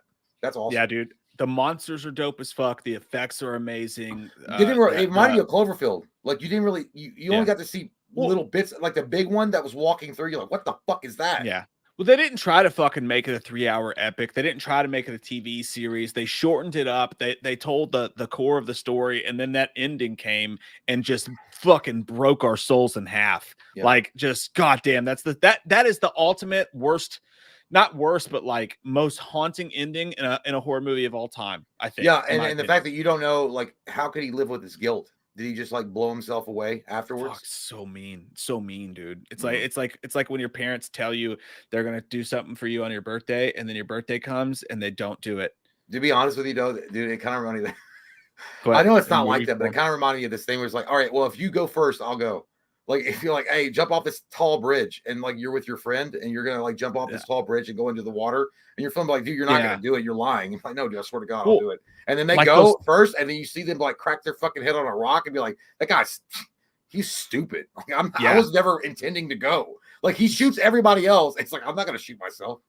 Yeah. No, it's like those people who used to do those. Remember that? By the way, is this a movie or is this real life? Did this actually happen? No, I think this actually happened. There was someone who would go online and they would find super depressed people and they would do those assisted. I don't want to, upset anybody, but they would do those assisted. Are you talking about Dr. Kevorkian? It wasn't online. No. This is way more nefarious than that. They would find people online who were depressed and wanted to end their lives, and then they would agree to do assisted ending of their lives, and then when it came time to it, they would watch these people do it, and then they wouldn't do it. Like, that sounds like a movie. I think maybe it's not. I don't know. Maybe it's the New York Times. Anyway, I want to move on because that sounds like some fucking dark web shit, Mike. Be careful. Shit, God, I should spend my weekends doing other things. You need to get your VPN updated. This is me watching that. That's like me sometimes watching back some of our cringiest videos. Be like, what were we thinking? Yeah. Oh fuck, Cujo is weird, dude, because D. Wallace. Right, fucking amazing. Ooh, hot as fuck in that movie too. By the way, sweaty, blonde, and ready to defend her child. So she wasn't. It wasn't really. I'm tired of sexualizing things. God damn, just got a horny mind. I want to fuck that dog. I want to fuck that fluffy fucking dog. Look at those teeth. I want to put my cock in them. You really love animals. That's what you said. You really love animals, don't you? If it gets cold enough. Jay told me that before the show. He said, no, I want to fuck Cujo. I don't know what he's talking about. Like, listen. Jay said, I want to fuck Cujo. I want to tame him. Whatever is on his private tabs on his Internet Explorer is not my business. I will say Cujo is real awesome. It's real awesome in my opinions. I could be fine putting it fuckable, but I think it's a real awesome movie. It is real awesome, Jay, you piece of shit. You dog fucking piece of shit. Okay. I seen it. Dude, look at those fucking teeth. The one that dealt it is the one that fucking smelt it. Look at those teeth, though, dude. Dogs don't have teeth like that. That shit's gnarly. Well, yeah, it's supposed to be a Saint Bernard. That looks like as fake as your attempts to fuck like your wife, like mine. I can't do it. It's just like it's fake. This looks like a QAnon person in 2020 when you asked him to put on a mask. That looks like everybody that was mad that Tom Holland sucked some dick and went on Twitter. That's a Twitter rager right there. Do you think that they used human eyes and just like put those in there because they look like human eyes and they look like fake teeth? I don't think that shit's real at all. I don't know. It could be. I don't know. Anyway, well, it does look fake though. I agree with you. It's fucking real awesome. Definitely real awesome. That one's the easy one. That's the easy one. That's what do you think? Maybe see you at the party, Victor. Well, now listen, because we're doing a Stephen King tier list, personally, it's a really bad movie. As far as an adaptation of Stephen King's of the novel, The Running Man, it really has nothing to do with the novel whatsoever. I feel this is actually the movie that Stephen King said it's literally there's nothing at all in common with my movie except for the name. It's the same thing as The Lawnmower Man. But it's a great fucking movie. Like, as far as an action movie, it's badass, but it literally is not a Stephen King movie. It's not. But I feel weird if I put it in Sucks My Butt, Steve, because we're doing a Stephen King tier list. Just as a movie, though. I mean, as a movie. Well, as a movie, as a movie, I know people are going to get mad. Purists are going to get pissed. I put it real awesome. I thought like it's very like the whole gladiator thing. It's way like there's the cool reality TV segment to it. Arnie is awesome, but as far as like if you read the book and then you see this, you're like, what the fuck is going on? Because it is not a Stephen King novel at all. Like, it is not a Stephen King movie. Yeah, I think I agree with you as a movie, which is I guess what we're doing, right? Like, so as a movie, to me, it's real awesome. I just love Schwarzenegger's face right there. Schwarzenegger's face looks like when like your dad when he realized that you touched the thermostat, like, or like when you're still in the shower after like 20 minutes. It's just so fucking angry. Yeah, well, it looks like every girl's face when you say my stamina is higher than 10 minutes. That's a lie. What? I lied. Yeah, I'm going with real awesome as well, my friend. Let us stick it in there, right next to Cujo. That's what he would make. That's the face he would make at Cujo too. Like if Schwarzenegger's fucking dog, like backtalked him. Mm-hmm. He was like, lay down. The dog did that. That would be his face. No, he wouldn't have to talk at all. He would just look at him like that. Yeah, that was like, yeah. But that actually, you mentioned like a thought, like that actually is your dad when he finds out that you ate the last Pop-Tart in the cupboard. 100%. And you try to say, no, I didn't. My sister did. And he's like, what do you mean? I can see your titties. I know you ate it. You lied to me. Oh, fuck shit.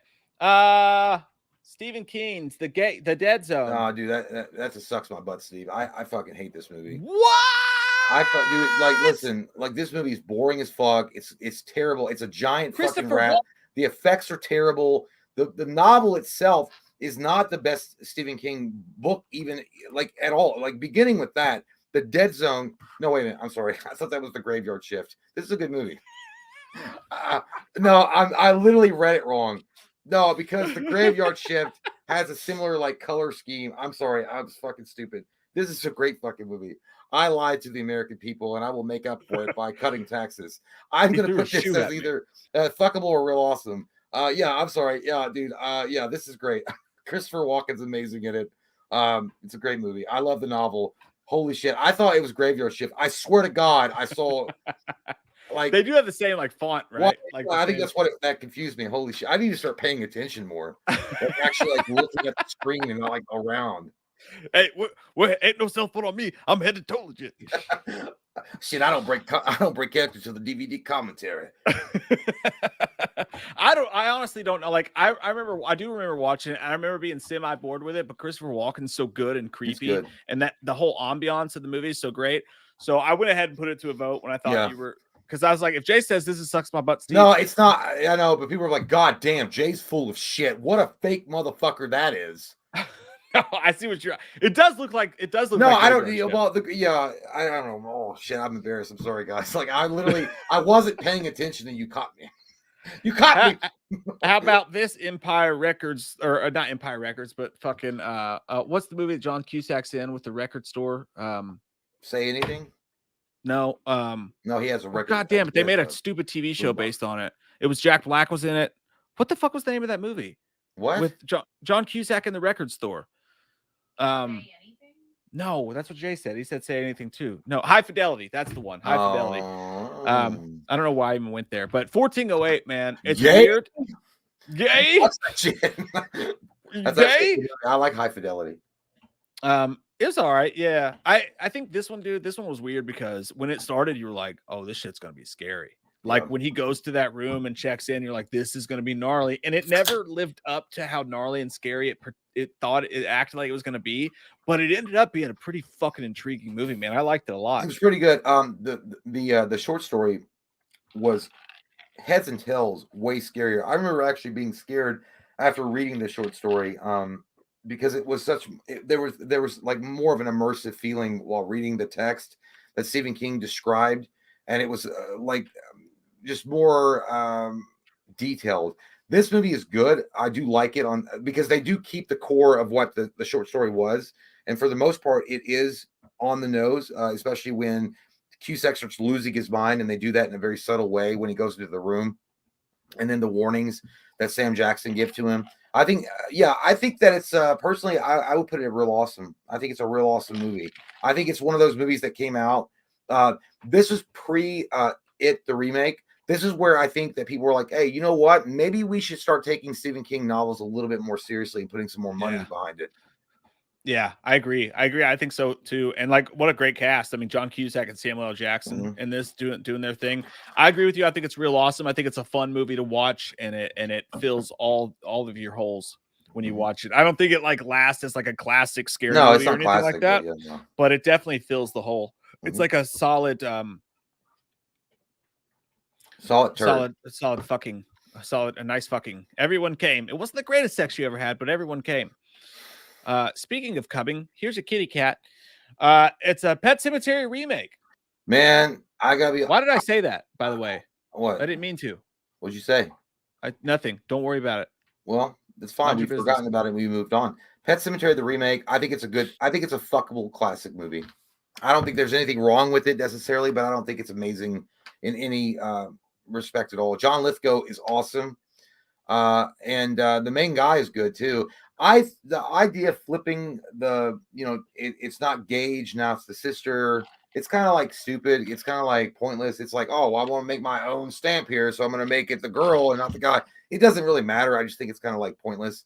But I mean, overall, the original Pet Sematary in my mind is so good. It's so perfect. There was really no need for a remake at all. Like, I understand why they did it, even though the original TV miniseries was incredible with Tim Curry playing the lead as Pennywise. But I understand why it needed to be remade. Pet Sematary did not need to be remade it all. But this is still a fuckable, enjoyable film. I'm 100% in agreement with you. It is fuckable, and it's one of those movies that when we reviewed it, I think I was just in a really good mood that day. I was like, I'm excited. I went and watched it. I enjoyed the cinematography.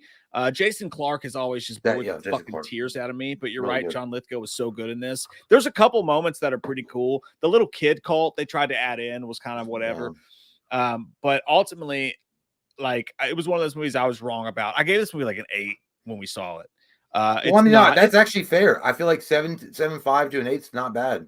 I would go honestly more like I've watched it again since. I would go more 6.5, 7 territory. Like, I liked it; it was fine, but definitely fuckable in my opinion. I'm with you on that for sure. I liked when they were going to the cemetery and you could see the Wendigo. I think they did a really good job building the suspense when he was going to the Pet Sematary, much better than what they did in the original. But the reason why I think the original is better is because less is more, Chip. Less is more. And also they switched like you said, they switched up the kid that died, which fucked with me. Was it just me though, by the way? Does it feel like Pet Sematary the remake felt cleaner than the original one? Like, not like like more safe, like more CG blood, and like the original Pet Sematary was like fucking gory. Like, there was like grossness going on. And then when they did the remake, it just felt there was more digitized shit. So it kind of takes away from it. I don't know, it just felt cleaner. In a way that just didn't, I feel like, bolster its horror. But again, it goes back to the fact that I just don't think the film should have been remade at all. So, but I understand. But again, like Mike said, Jason Clarke is great. John Lithgow was amazing. The little girl actor was great, but still, it was an unneeded, unnecessary remake, but I enjoyed it for what it was. Yeah, John Lithgow, definitely the best part of that for sure. I agree with you. In the case of Is Mike Gay, the answer is yes. I'll answer it for you, but the chat says The Dead Zone. You guys, I mean, this is a Stephen King pro crowd. This crowd is pro fucking Stephen King movies. Hey, they say real awesome. The Dead Zone's real awesome. 49%. Okay. 37% fuckable, only 14% sucks my butt. Steve, come here, you fucking piece of shit. Where are you at? Come here. Come on, I want to suck you. Dead Zone, you piece of shit. Real awesome is where you go. Get up there. No, and I get it. I get it. It's got a great vibe to it. It's got a great story. The story is awesome. The story is really, really good. And then that's actually what Anthony Michael Hall made his bones on in as far as his TV debut, when they did the TV show for the Dead Zone, and Anthony Michael Hall starred as the character that Christopher Walken played, and people were like, oh shit, it's Anthony Michael Hall. He's no like chicks cannot hope they smoke. He's no longer that guy. He's this buff dude. So yeah, now he's evil dies tonight. You take 5 steps forward and you get moved back 15 steps. Oh, how about this guy right fucking here? Oh, Carrie. Well, now listen, I know where people are going to want to put this. I think that if you're going to look at it based on old timey feels and you're going to look at it based on that alone, people are going to be like, it's an all timer, dude. Come on, seriously. It's an all timer. But to be honest with you, to be completely honest with you, while I think it's a great, amazing adaptation of Stephen King's original novel, which is obviously it's a New York Times bestseller for a reason. It's great because I read the book. I still think it's a real awesome movie. I don't think there's something about it when I've watched it several times. I've also watched the remake, which isn't as bad as people make it out to be. I just never had an all-timer feel to me. Maybe it's because I'm not a chick and I don't go through my period and get mad and embarrassed about what happened in the shower, and then I go telekinetic beast. Okay. And I get telekinetic beast when pig's blood's dropped on me. Fuck! But I'm gonna put real awesome. That's my vote, but I understand why it would be an all-timer, and I would not be mad if it was an all-timer. I will put it to a vote for you guys because personally I would say all-timer, but I see what you're saying. I do. The reason that for me it's an all-timer, it's not so much the classic scenes, the prom, the blood, all that shit like that. It's the fucking mom. Oh, yeah. Like that mom is so goddamn scary, dude. With all of her religion shit, just freaks me the fuck out. So I think that puts it over the top. And again, you know, Brian De Palma's a fucking reminded me of my Sunday school. Brian De Palma's a fucking master, and it came before so many of the other movies that have taken inspirations from. Did that come out before Friday the 13th? Because it had a really great jump scare at the end. I want to say Carrie was 90s, or not 90s. Fucking, I want to say Carrie was 70s. No, it wasn't the 70s. I just don't know if it came out before. No, Friday was 81. Carrie was 76. Friday the 13th. So, yeah, the first one. Yeah, the first one was 81. I'll double check. Let me make sure. Okay, well, I thought it was in the late 70s. 1980. Friday the 13th was 1980. Okay. Carrie did come first. Okay. Well, then my vote has slightly changed. Which, honest to God, like when you think about Friday the 13th and how shitty the kills and stuff looked in that movie, like Carrie came out 4 years before you, and that shit looked way better. What's wrong with you, Friday the 13th? The original. That's true. So we'll put it to a vote. I'm gonna smoke your boat. By boat, I mean your dick. So let me suck on it. Okay. But what do you think about this, the Dark Tower? Oh, man. Get in Steve's asshole and fucking stay there, Matthew McConaughey. And sell me another fucking car while you're at it. How dare you drag Idris Elba to your bullshit. Dude, I wanted this movie to be so fucking good. I really did. I literally loved the Dark Tower series. There were 7 books. It was basically, it took Stephen King like 30 plus years to finish this entire saga, and it was on the level of like Star Wars or Lord of the Rings, and it was so epic. Like the books were so amazing and they were so well done, and then they come out and they say, guess what, we just booked you for a Bukkake film. Open your mouth. When they put it in the parking studio, lot at Save-A-Lot. Yeah, dude, like holy shit, man. If there were any like series of novels, like the novels of Stephen King of the Dark Tower should have been treated with the same respect of Tolkien or George Lucas. And the fact that they were like, nah, fuck that. We're just going to tell a bullshit story and then have Matthew McConaughey wear the same clothes that he wears when he sells cars on the commercials, and fuck it. And it's not really a big deal. And we're going to like cut out every fucking thing that made the Dark Tower so cool. Man, what a horseshit ass fucking movie, huh? It sucks my butt, Steve. It's a terrible fucking movie. It's literally attempting to be a Marvel movie without like there's no nuance of all the cool shit that Stephen King wrote in his novels. There's nothing. It's literally just a fucking cock of the week Marvel movie that didn't make it on Disney Plus. So they said, yeah, fuck it, throw it to the dollar theaters and see what happens. There's 2 things, Jay. 1, I like the way your dick tastes. 2, you're absolutely correct about the Dark Tower. I didn't know shit about the books, and we were doing the channel when this came out. I know. And like we watched it, and it was like fuck. Like, I think we found joy in watching it one time. As far as like the Just cinematography for the action sequences, yeah. and my God, you have fucking Idris. I call him. I don't know Idris. You got the Elba, and one of my favorite actors working today, and you got Matthew McConaughey, and you can't make it work. What the fuck? But I remember it just being literally like a standard. Like that was fine, I guess, when it came out, and I think we gave it like a 6 or a 7. No, we gave it a like high that. score based on an action kind of maybe rating, but I've never ever felt like going back to watch it again. And now looking back on based on the content that it was based off, that it should have been one of the most epic of these movies. It's another movie that just like I think you watch with rose-colored glasses on maybe the first time, but in the annals of Stephen King movie history, it's got to be a sucks my butt. Steve, considering the fucking content they had to work with, they gave us a forgettable bargain bin, $5 bin at Walmart movie. You know? Well, yeah, you got to remember, dude. Like this is like, you know, everybody praised Peter Jackson for bringing to life the Tolkien classic of Lord of the Rings, right? And all the effort and time and money it took to make this incredible saga of films be brought to life. That's exactly what should have been done with The Dark Tower, because it didn't start with it wasn't the last book of the series is called The Dark Tower. The first one, which has got a way cool, like that's how The Gunslinger is the first novel. If you just had a movie called The Gunslinger and you had horror, by the way, The Dark Tower ties in all of the worlds that Stephen King has created. It touches on it touches on The Shining, it touches on all these things. Like it's yeah, dude, it's such a disappointing thing. And if you don't want to put the money into it to make it a cinematic release, put the money into it and put it on HBO Max or something. You know what I mean? Yeah, 100%. And this is honest to God. This is exactly how. Give me 1 second here. Hang on. The gunslinger fled across the desert, and the man in black followed. That's how, dude, that was one of the best. Oh my God. The novels are so much better.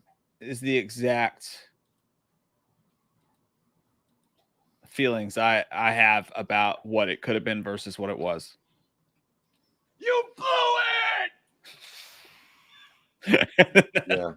That's how I felt, and then a Pat McAfee advertisement came on right after that. Sorry. No, but I did feel like that. Like it was such a nerd rage in the theater, and then I'm like, well, it was cool action, but I was like, you fucking dude, of all the cool shit that you could have done with this, and you settled on this like limp ass dick attempt to tell the story, dude. Fucking tell me though. Looking at this poster right now. Tell me that you wouldn't watch a fucking Lethal Weapon reboot with Matthew McConaughey and Idris Elba. No. I mean, no. Oh, I'm not showing the screen anymore. My bad. Hang on. Because I think that for one, McConaughey is. Well, you got to remember, dude. McConaughey is a lot older than Mel Gibson was when he did that movie. Right, but I mean, at least back then, like I'm just saying, like I think we missed an opportunity. Like McConaughey and Elba and Lethal Weapon. Fuck. I mean, they had decent chemistry. I don't know, man. I don't want to think anything positive about that piece of shit experience. Someone should have done it, but you're right. This goes to sucks my butt, Steve. I think it's your hole. Steve's butt needs to be stuffed. It needs love. He's hungry for some filling. Smell it. Stick it in, Steve. Hey, what about this guy right here? I know you like this guy. To me, I mean, that shit's like real awesome, dude. The ultimate in terror. Yeah, that's Hulk Hogan saying, "I need my steroids." Yeah, dude. Listen, Toby Hooper, I think, directed this. I think so. I think it was Toby Hooper. I mean, I could be wrong. I think that's correct, but I'm gonna look. Yeah, I'll look. I don't. People like, God, Jay is such an asshole liar. He lies about everything. He gets all of his information from fortune cookies and Wikipedia. It was a mini series, so it had. I thought Toby Hooper directed it. I could be. I mean, maybe he didn't, but I thought it was like a famous director that directed that did the movie. I don't believe it was. Fucking. Am I wrong? Gary Dauberman. Dauberman. I said that. Gary. That's what I said. Gary did that movie. And no, that's not true. That's the 2023 one.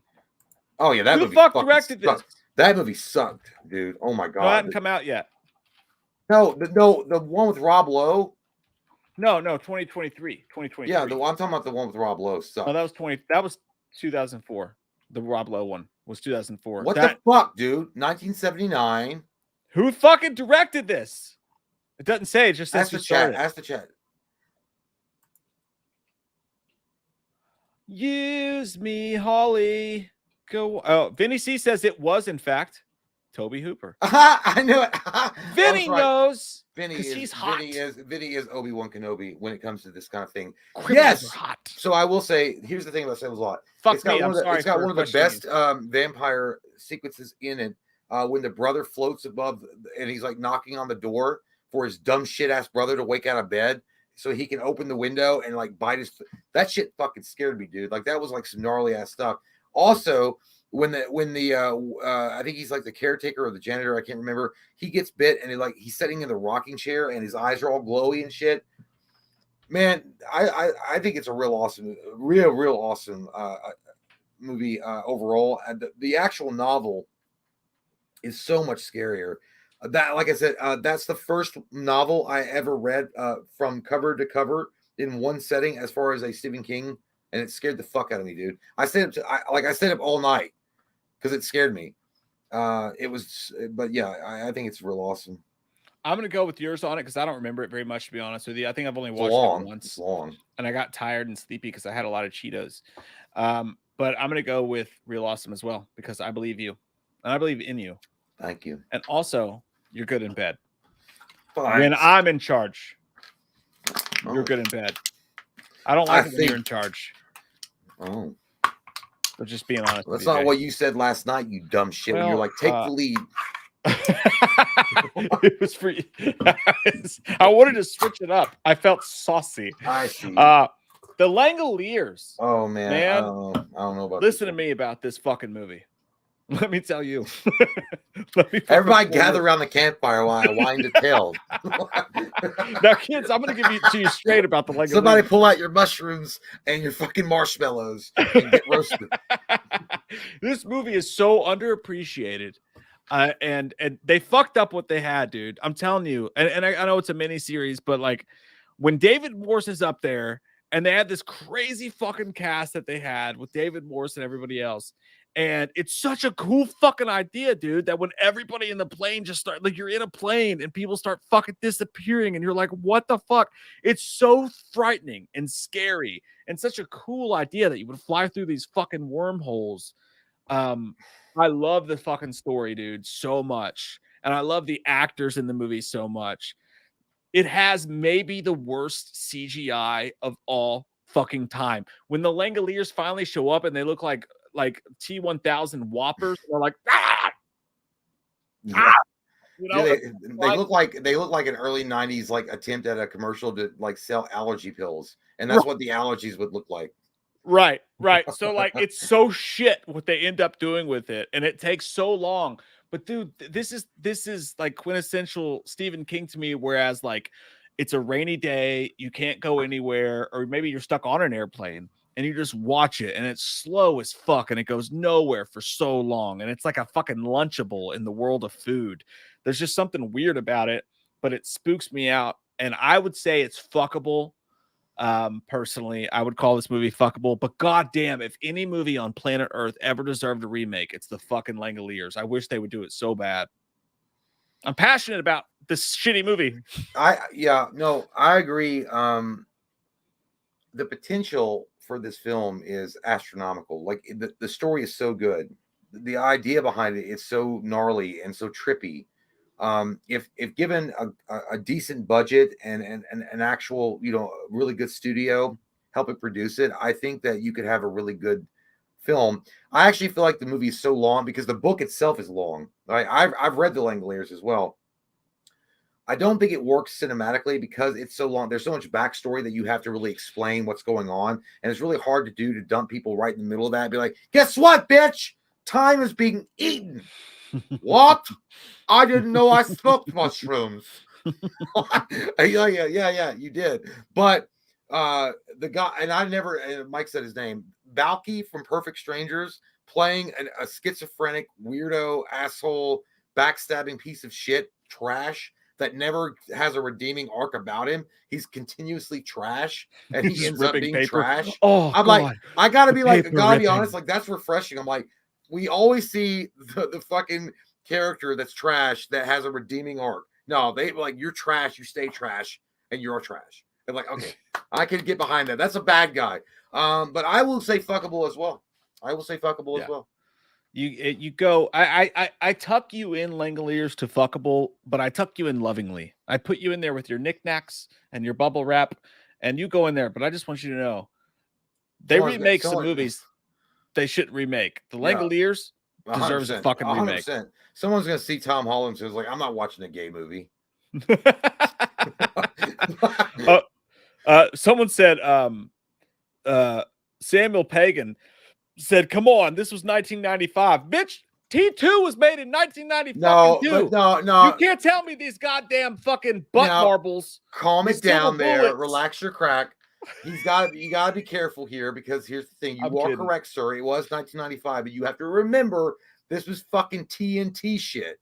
Like TNT, made for 1995. Okay, right? Like this is like Power Rangers era special effects. 100%. And I'm kidding, by the way, my friend. But I'm just saying, like, no, he wasn't kidding, but he wants to say it because he feels bad. I wanna cover you in Chris Coil and wrestle you. But no, I mean, but I understand what you're saying. We understand, because you have to give a pass to certain films because of the time frame and the budget, more important. And the budget. But I think personally, if you look at something like Salem's Lot or Maximum Overdrive, I mean, and the audience voted on this. Look at the effects on that, and then you know what I mean. But I think anything would have been better than that. Like, you could have cut a hole in a pumpkin and had it going. Well, I feel like what happened is bad. They just didn't explain the film too well, and there was a lot of dead space. Very Lost-ish, by the way. It feels like Lost. Like, they built it up and like this. Yeah, that's why it would have worked as a TV show. Dude, imagine that, dude. Langoliers could have been Lost before Lost. Yeah, 100%. Yeah, and it was the same way. Disappointment. I got my wiener's hurting. It's goddamn, dude. I know. I'm going first both times tonight, dude. Me beautiful. And I spelled 2 O's, dude. I have to go too. It's my top. Hey, Carrie, the original, by the way, got all-timer status 65% to 35%. So, Carrie, you get your period half an ass. Wait a minute, like for all-timer? All-timer. The crowd votes. That's why I said I don't know what Mike was talking about. When Mike was like, "Oh, we should put it to a chat," because Mike was saying, "Oh, it's real awesome." I was like, "No, you're lying, dude." Yeah, he did. He said, "Listen Mike to was me." such a liar, dude. Why is Mike lying all the time? Hey, where are we at? Everyone, I'd like to apologize. I fucked up. Mike's from Sweden. I'm from Canada. Hey, where were we at on Super Chats? I don't know. Okay, no, I know where we're at. I know where we're fucking at. Yeah. So professional. Michael Parton at 8:58 p.m. You slut. You guys are awesome.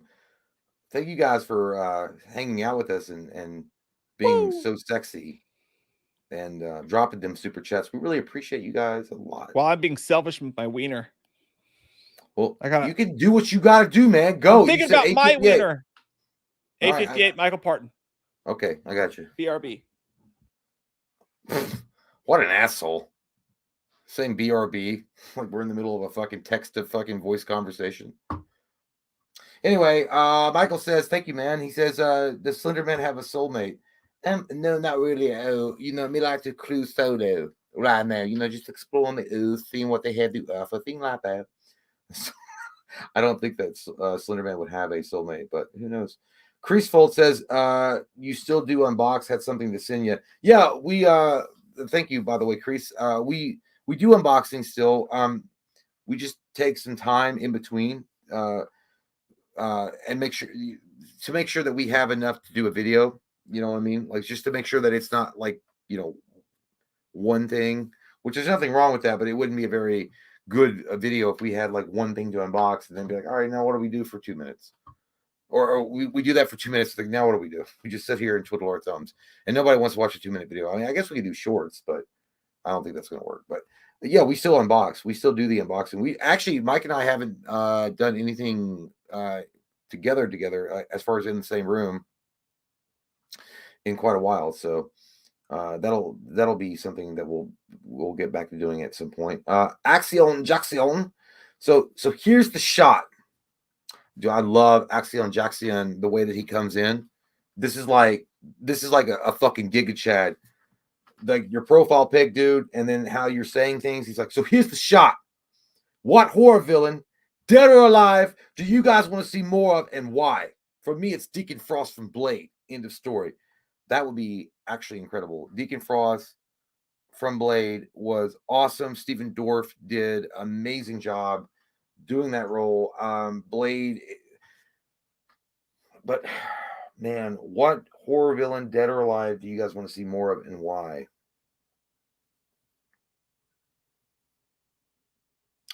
Personally, I would love to see them do a Pumpkinhead remake. I've talked about this before.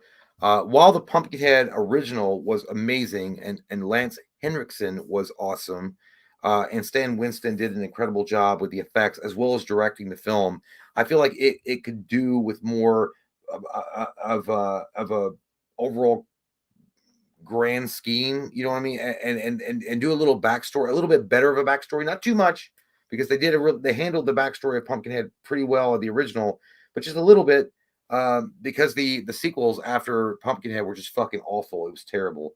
Blood Wings, I know that some people liked it. I thought it was blood shit. And then there was a third one and a fourth one, I think. It was just awful.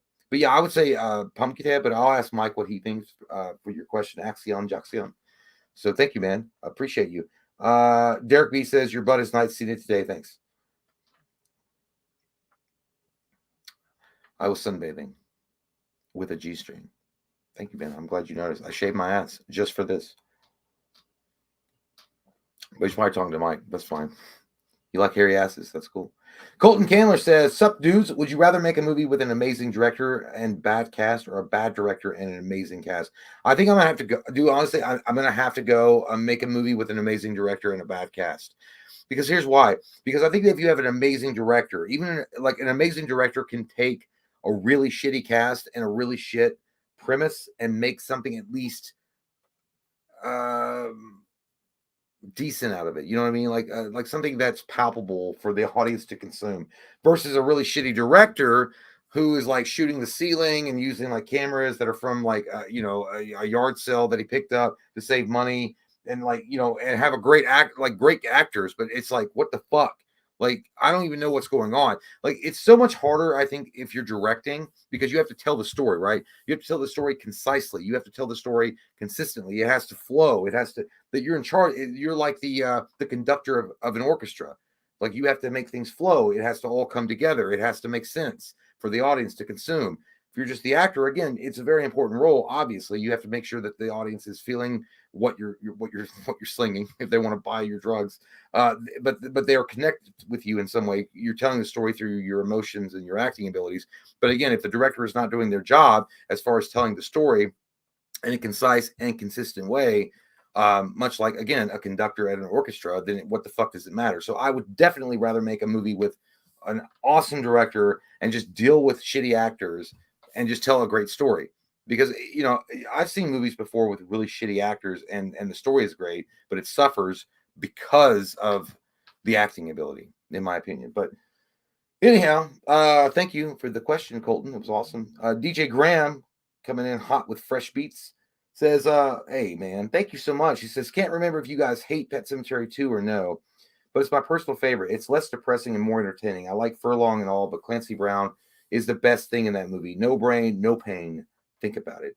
Yes. Actually, to be fair, I don't think it's a bad movie. And I know, I went back earlier and talked about, I had almost every Stephen King novel. I even had there was a book on all the Stephen King. Oh, man, I wish I remember the name of it. There's a book on like all Stephen King movies and adaptations. And there was like excerpts about how he felt about each one. And Pet Sematary 2, he really didn't have much to say about it. He just said it's not mine at all. It was just inspired by the film the book that was made into a film that I wrote. But I thought Pet Sematary 2, personally, I did enjoy it. I think you hit the nail on the head there, saying it was less depressing and more entertaining. I definitely feel that it was more of a little bit of edgier. And I know this is going to sound insulting, and I don't mean it to, but I'm just saying it felt more of like an edgier Goosebumps. You know what I mean? Like just like, and I'm like an R.L. Stine novel, but just a little bit edgier. But I think that it was one of those movies. Personally, yeah, Furlong was really, really good in that. And the guy, I can't remember the stepfather that was eating the mashed potatoes when he gets killed. He's like, oh, and then, like it's dripping out of his face. And there was like some sad ass fucking Gilbert from Revenge of the Nerds was the dad in that, and he was great. And there were some sad moments like the dog dying. I actually got sad as fuck. I was like, shit, dude, that sucks. But and then the fat kid getting killed by I don't know, man. There was that movie's actually I do agree. I think it's underrated. I think it's not Pet Sematary in the way that Stephen King intended Pet Sematary to be. But as far as a standalone horror movie with its own flavor and vibe, it's good. It's good. I've never seen Pet Sematary 2. What? Yeah, you better come into this court bringing your false goods. You got 90 days to show proof of insurance, or your fucking shit's gonna be fine. Oh, dude, you're giving me flashbacks. I don't want that. Oh, hey, by the way, that's fucking crazy, DJ. Yeah, man. dude, Thank you so much, awesome. man. There's a question for you. And then I'm gonna go put my wiener in the toilet as well. I think I was right. No, I talked to Crease. Oh, okay. It was Axion Jaxion, and that was the so you can answer that because I answered mine, and then I have to go now. Enjoy Tinkle time. Axion Jaxion. So here's the shot. What horror villain, dead or alive, do you guys want to see more of, and why? For me, it's Deacon Frost from Blade. Well, I think you know my answer, friends. My answer is very easily Stu from Scream. That's the one. Or I would definitely go Patrick Bateman, American Psycho. I would definitely love to see, like, I wouldn't want them to go. Actually, no, like Christian Bale. Like, think about this. Like, normally you'd be like, don't touch it. Don't touch it. But like Christian Bale in American Psycho, Christian Bale is such an amazing actor. And we haven't seen a lot of him lately. But like, he is the kind of actor, if they did do another American Psycho, you could bring Christian Bale back out and you know you're going to get just as gnarly of a performance. So it would be either Stu from Scream, Matthew Lillard Scream, obviously for obvious reasons, because Stu fucking lives. Get it up! But yeah, him or Patrick Bateman, man. Those would be my two for sure. Great question. Great question. Easy answer. And it makes me feel good in and around the hole. Jack Ryan Boyd says, hey, fellas, heaps of love back to you. And from behind, too, when you grab it and it's like a mountain. It's like two hills. And anyways, it would be cool to see a movie ideas competition between you two, where the audience vote who wins. You know, like that's sort of like we have that a lot, like on here, even when we do like stuff that we get stuck on it and the audience votes. And then also with Friday Night Fights, it turns out that way sometimes, for sure. We do a little bit of that. But we definitely work better when we're on the same team. You know what I mean? Especially in bed. That's the truth. That's the truth. Two heads are better than one. There's no doubt about that whatsoever. Arthur Vega says, hey, Jay. Oh, I'll save that for Jay when he comes back. Someone remind me if I fucking forget. Mr. Clump says, Loomis, I hate salads and all vegetables. Do you too? I will save that for Jay when he returneth as well. And I believe, if I'm not mistaken, we're not. Jay Cup, fucking beautiful man, awesome dude, says, some more beer money for my favorite homies. As Bane would say, we will need it.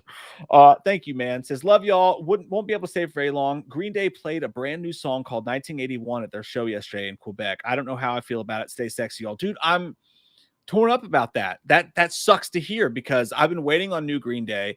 And Green Day is so fucking weird. Like, I was at the Blink concert and I was thinking about Green Day, and Blink is always Blink. Like, no matter what they do, they're always fucking Blink. And at least for me, like, I love every single thing that they possibly put out. But Green Day does sometimes come out with a stinker. I mean, they just fucking do. You know, they came out with that whole Shenanigans album, and I still loved it. I still found stuff to love in it. I never was a fan of 21st Century Breakdown coming off the heels of American Idiot, how great that album was. But, you know, sometimes their last CD was just not great. Just was not the best at all. So I'm really hoping for Green Day to turn it around and pull out another American Idiot out of their asses. But that sucks to hear. I can't wait to hear the fucking song though. I'm excited to hear that we're gonna get new Green Day at some point. No doubt about it. I love you, Jacob. You're an awesome fucking dude, man. I hope you're doing awesome. And I would sleep with you if I could. Austin says, Mike and Jay, you guys continually compare to movie characters by friends, family. For me, it's Jack Torrance and John Goodman and Big Lebowski. Did you imagine a dinner table with fucking Jack Torrance and John Goodman from Big Lebowski? I think it would be the most enlightening conversation I've ever had in my life. I mean, it would just be everything I've ever wanted for guidance. I would love to fucking watch that. Just to be a fucking fly in the wall when you see that. There was a couple for you while you were gone. By the way, was the chat mad? Is the chat mad that we talk shit on you? Well, we weren't really talking shit, but just being, fair and true about the Universal monsters. I didn't see anything. I didn't see anything. I know, but I just don't like. I wanted to make sure people understand that we would watch those films if people, ask for them or something. But I don't want to be like, oh, I hate those old ass movies because they suck. It's not like that. No. I saw nothing, but there was a couple super chats for you. Mr. Clump said, Loomis, I hate salads and all vegetables. Do you too?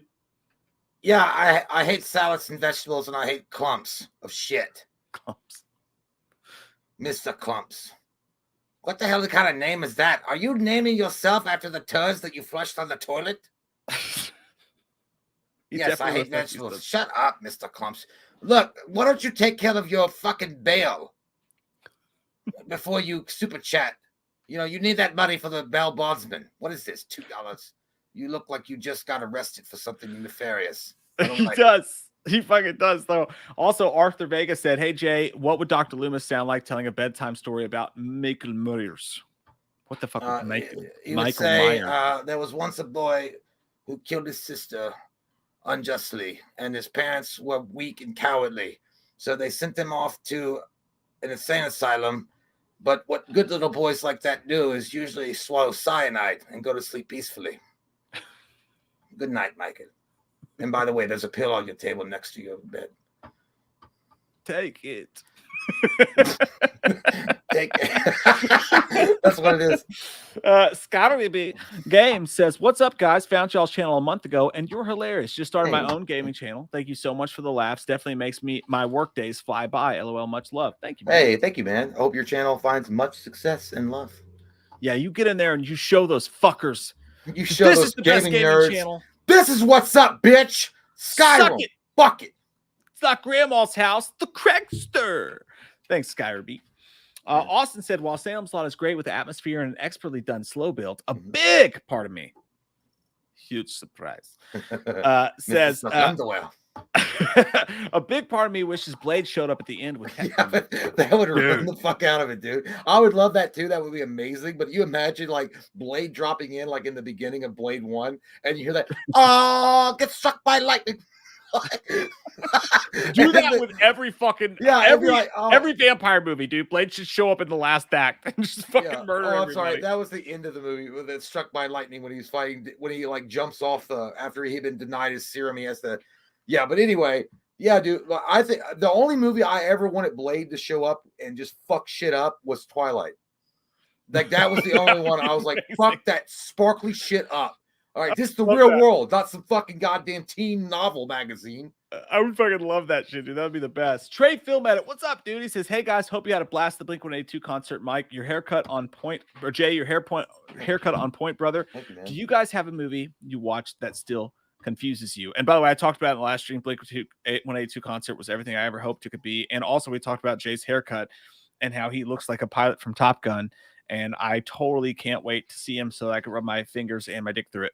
I want to rub my dick through your hair on the sides and like get it so itchy. I'm going the same thing from Top Gun. The Iceman thing. As far as like confuses me still. No, I'll tell you a movie that really fucked with me for a long time, and it confuses the cockles a bit, was The Butterfly Effect with Ashton Kutcher. Like, I understand what happens, like I get it, but there was two different endings to that movie, by the way. If you see the director's cut and then you see the non-director's cut, I feel like the director's cut made more sense, but it still fucks with your brain. I feel like it's not confusing. So I'm not answering your question correctly, but maybe a movie that actually made me feel really uncomfortable and made me question my life was Butterfly Effect. That's a really good one. For me, it's Donnie Darko. Every time I watch the movie, every time I watch it, I end up on Reddit, I end up Googling it, I put it together, I piece it together. I'm like that guy from It's Always Sunny in Philadelphia with the board trying to figure out what's going on. I never fucking understand, but every time I come away just loving it even fucking more. Donnie Darko, man, is definitely the one for that. Yeah. Great question, dude. Merck's Movie says, y'all always make me laugh on bad days. God bless. Hey, thanks, Merck's, man. We're glad you're sticking around and you've had bad days and we can make a smile come to that beautiful fucking face, bro. Yeah, no man. Homo. No homo. And trust me, and all the homo, actually, every bit of the homo. It don't matter. It don't matter. Whatever. Fill the pages. It's just a saying. Dicks. You guys do the same thing for us, man. You really do. Sure. He also says, Jay, Elder Scrolls or Fallout? Marks, you can't put this on me right now, all right? Holy shit, we're 2 hours and 10 minutes into this fucking stream, and you drop a nuke bomb like this, like you're North Korea testing out ICBMs. Stop your mouth. Fallout. Heresy, I know, to some. I never played either of them. It's like I ain't got shit to say. Vanessa Katarina says, hey, handsomes. My dog just hit my fucking camera. Hey, handsomes. Wanted to ask Mike real quick, how was the Blink concert? Seeing them in Cologne in September. Hope you and your family had a blast. That's crazy. Like, you're all the way over in fucking Cologne. Where's that? Yeah. What country is that from, Mike? Germany, you slut. Oh, right? For you. Is that right? Yeah, you know. I'm part German. Cologne, my last name's fucking Germany. Holtz. It's Germany. My dad's first name is from Hold. We're German as fuck. But no, dude, like seriously, it was the best. Tears, sobbing. My daughter cried. Fucking, it was awesome. It was the best fucking experience ever. Hey, we saw Will Arnwine too. I forgot to mention that. Will Arnwine was fucking he there? He found me. I turned around. We're smoking a cigarette after the concert. I turned around. Fucking Will Arnwine's beautiful God damn, face. it's like the plot line from It Follows. I turned around and there he was. The Mighty Duck Man. I swear to God. I held him for far too long. It was beautiful, man. Such a beautiful experience. You're in for a fucking treat. Seriously, you have no idea how great that show is. I can't wait for the next concert. I'll pay whatever. I'll suck so many dicks to go. I wish I could have a beautiful treat if Savage Garden ever reunited and fucking put on a you should come to the Blink concert. No, dude, it's not. It don't hit the same. Oh God, there's nothing better, man. There's nothing better. It was fucking amazing. I'm so happy for you. You're going to see him. You're going to have the best time. Set of facts 419. Fuck your dad and fuck your queen. He's got the look, dude. Look at his he's got the new Nightmare eyes. That's badass, dude. Yeah. I think that's Freddy. It might not be, but it's like a Batwing. The Batwing, bitch. You're so much fun. Thank you. Have you seen the trailer for the last voyage of the Mater? Nope. I don't know what that is. I saw it in the theater, and I was so burnt out on Dracula After Renfield that I didn't care that much. I really wasn't entertained by the trailer at all. I'll have to check it out again and see if I want to go see it, but I'm really burnt out on Dracula. Like, fuck, how many movies is that what it is? Yeah, it's about the voyage. Oh, it's about the voyage. The voyage can really weigh on a person's mind, especially if your name's Demeter. Dimitri. I'm Dimitri. Nico still Apex says, I'm a little biscuit boy. Look at his profile pic, dude. Look at Matt, like his profile pic and him saying that is on point. I'm a little biscuit boy. Not really. For those of you who don't know, in our Patreon stream, we always make people who are new announce themselves as little biscuit boys, and that's where it comes from. But hey, you're our little. I'd like to pour some gravy on you. What the fuck, John Winston? Shit!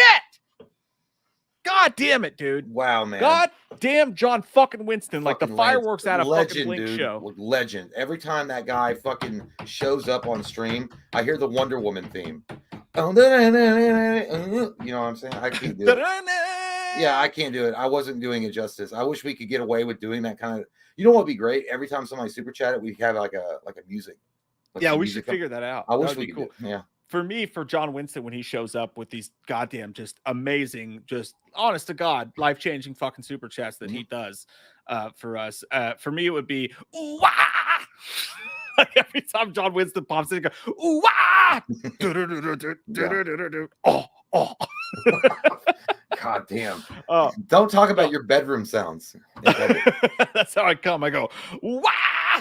And then when she keeps going and it gets numb and it starts to tickle, I go, oh. No, it just sounds like when Ryan Reynolds was experimenting. Remember when it was Women's Day and she put on a strap on? It's like, nope.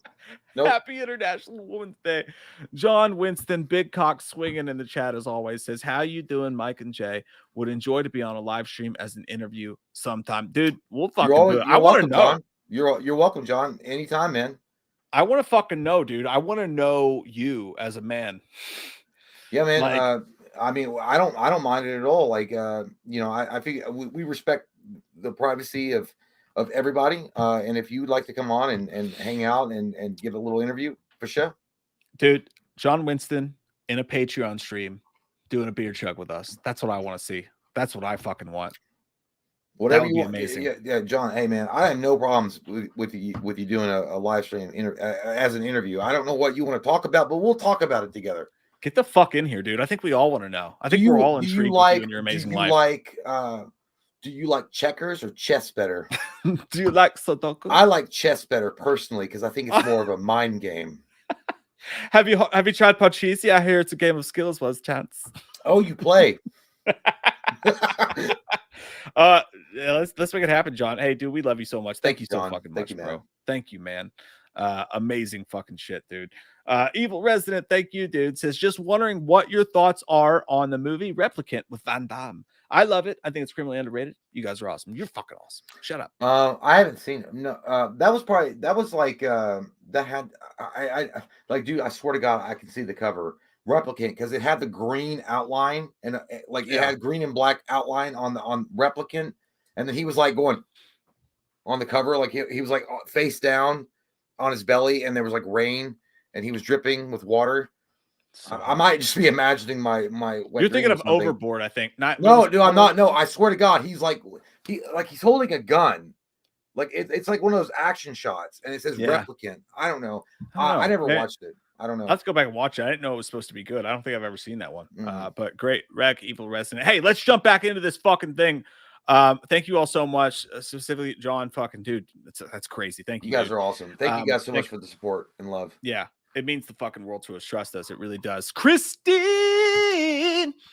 I got a controversial opinion about this fucking movie, Jay. Well, go ahead and spill it, because I want. I think it sucks. I want you to get the hate first. Oh, okay. So you don't even care. You're just gonna go out and be like, "Hey, guess what? I'm gonna walk through a cornfield backward without any pants on because I don't give a shit. I like the way it feels." Sundays between Good for 4 and 6. You asshole. You think it sucks? It's no better than Fuckable to me, dude. I think Christine's a boring movie. I don't think it's ever been that great. I'm just gonna say it. I don't know if I tie it. I'll tie it. So I feel. I had like so many snarky things to say, and I can't because I agree. Oh shit!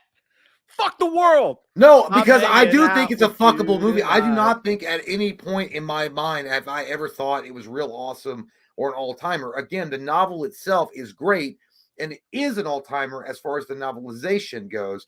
But as far as a movie that I watch, no, it's cool that there's a lot of elements about it, like where he's like sinking further into insanity and this symbiotic relationship between the car and him.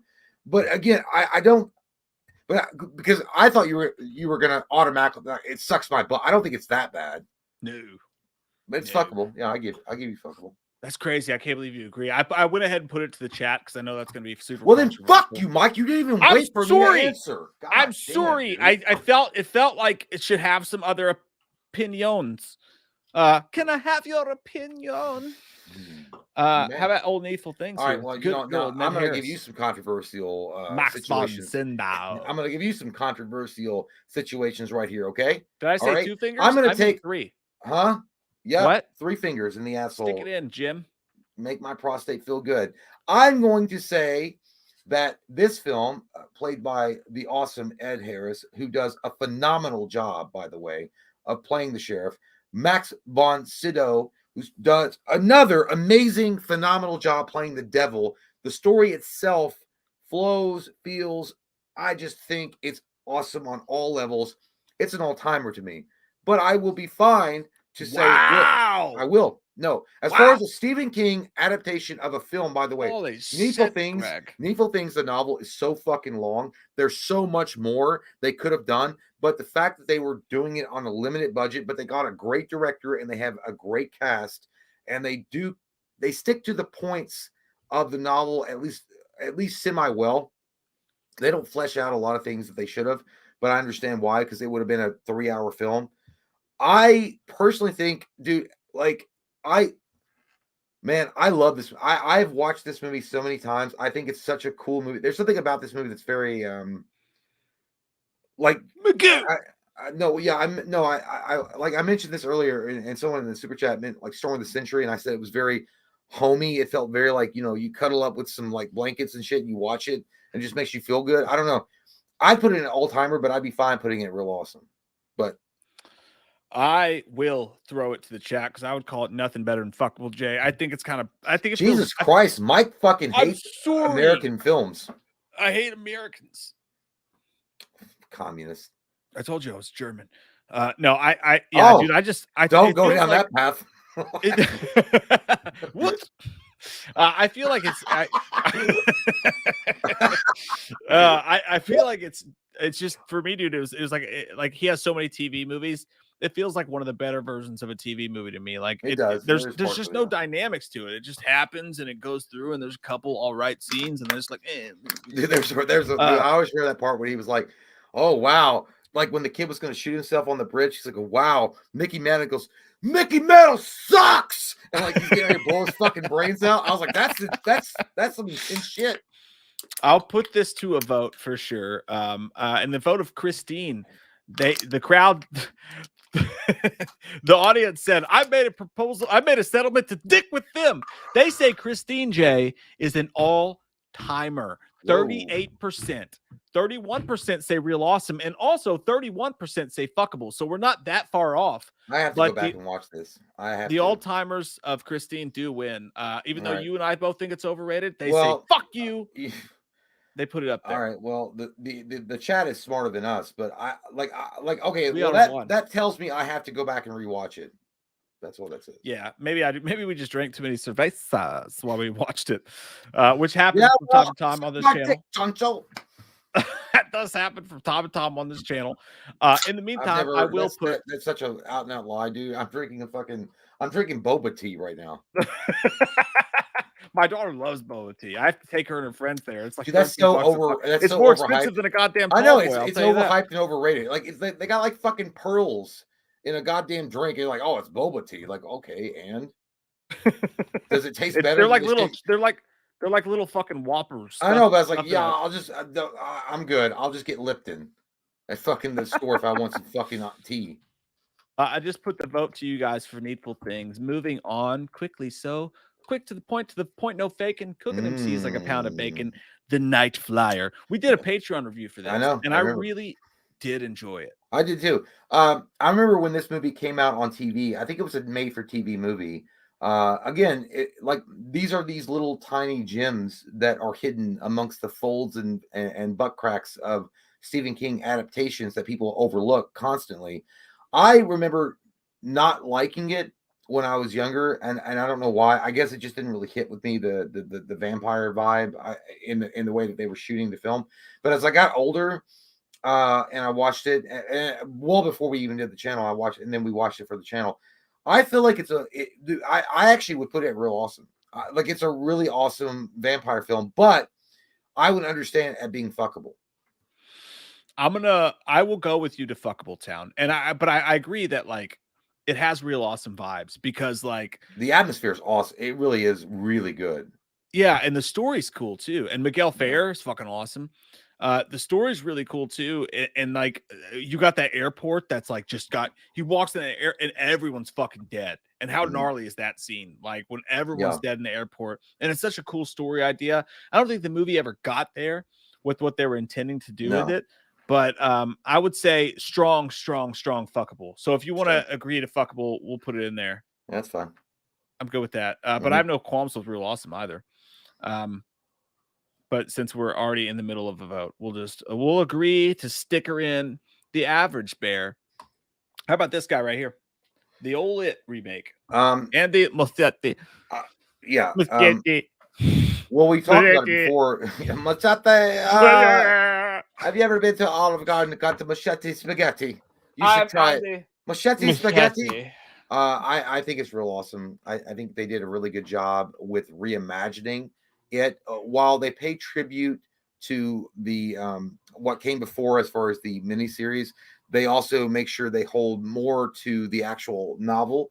And I like that they updated it from the 50s, which is when the novel takes place, because it was written in the 80s. And they put it like they're kids in the 80s. I really do like the fact that the whole movie focused on them as kids and like them coming together and like learning how to fight Pennywise. And I personally, I think it's real awesome. I think that Skarsgård is better than no. Tim Curry? Tim Curry? Fuck no. But I got to be honest, I thought they did a really good job and they implemented the CGI in a perfect way. Like me and Mike actually talked about this before, like both of us, we had a panic attack situation when that projector bullshit happened in the fucking garage. God damn. And they didn't show that in the fucking trailer. That shit was scary as fuck, dude. Now, I think that this could be like, if they had taken the best parts of this and the best parts of part 2 and combined it into one movie. Will you get me a whiskey? Will you give me a whiskey and Diet Coke? See how Mike's treats his wife? He's like, will you make me a whiskey and Diet Coke? Come here. Please. Thank you. Put some mail out. Like he's Kurt Russell and Overboard. Yeah, Mayor Smart. I think that if you mix this and It Chapter 2 and you really struggled and got it down to like a 2.5-hour movie and forced it into one, it could be all-timer. Like, I really think so. I think they really should have tried to make that happen. But okay. Well, fuck you, Steve. Listen, Mike's getting whiskey drunk. You can't believe a goddamn word he says.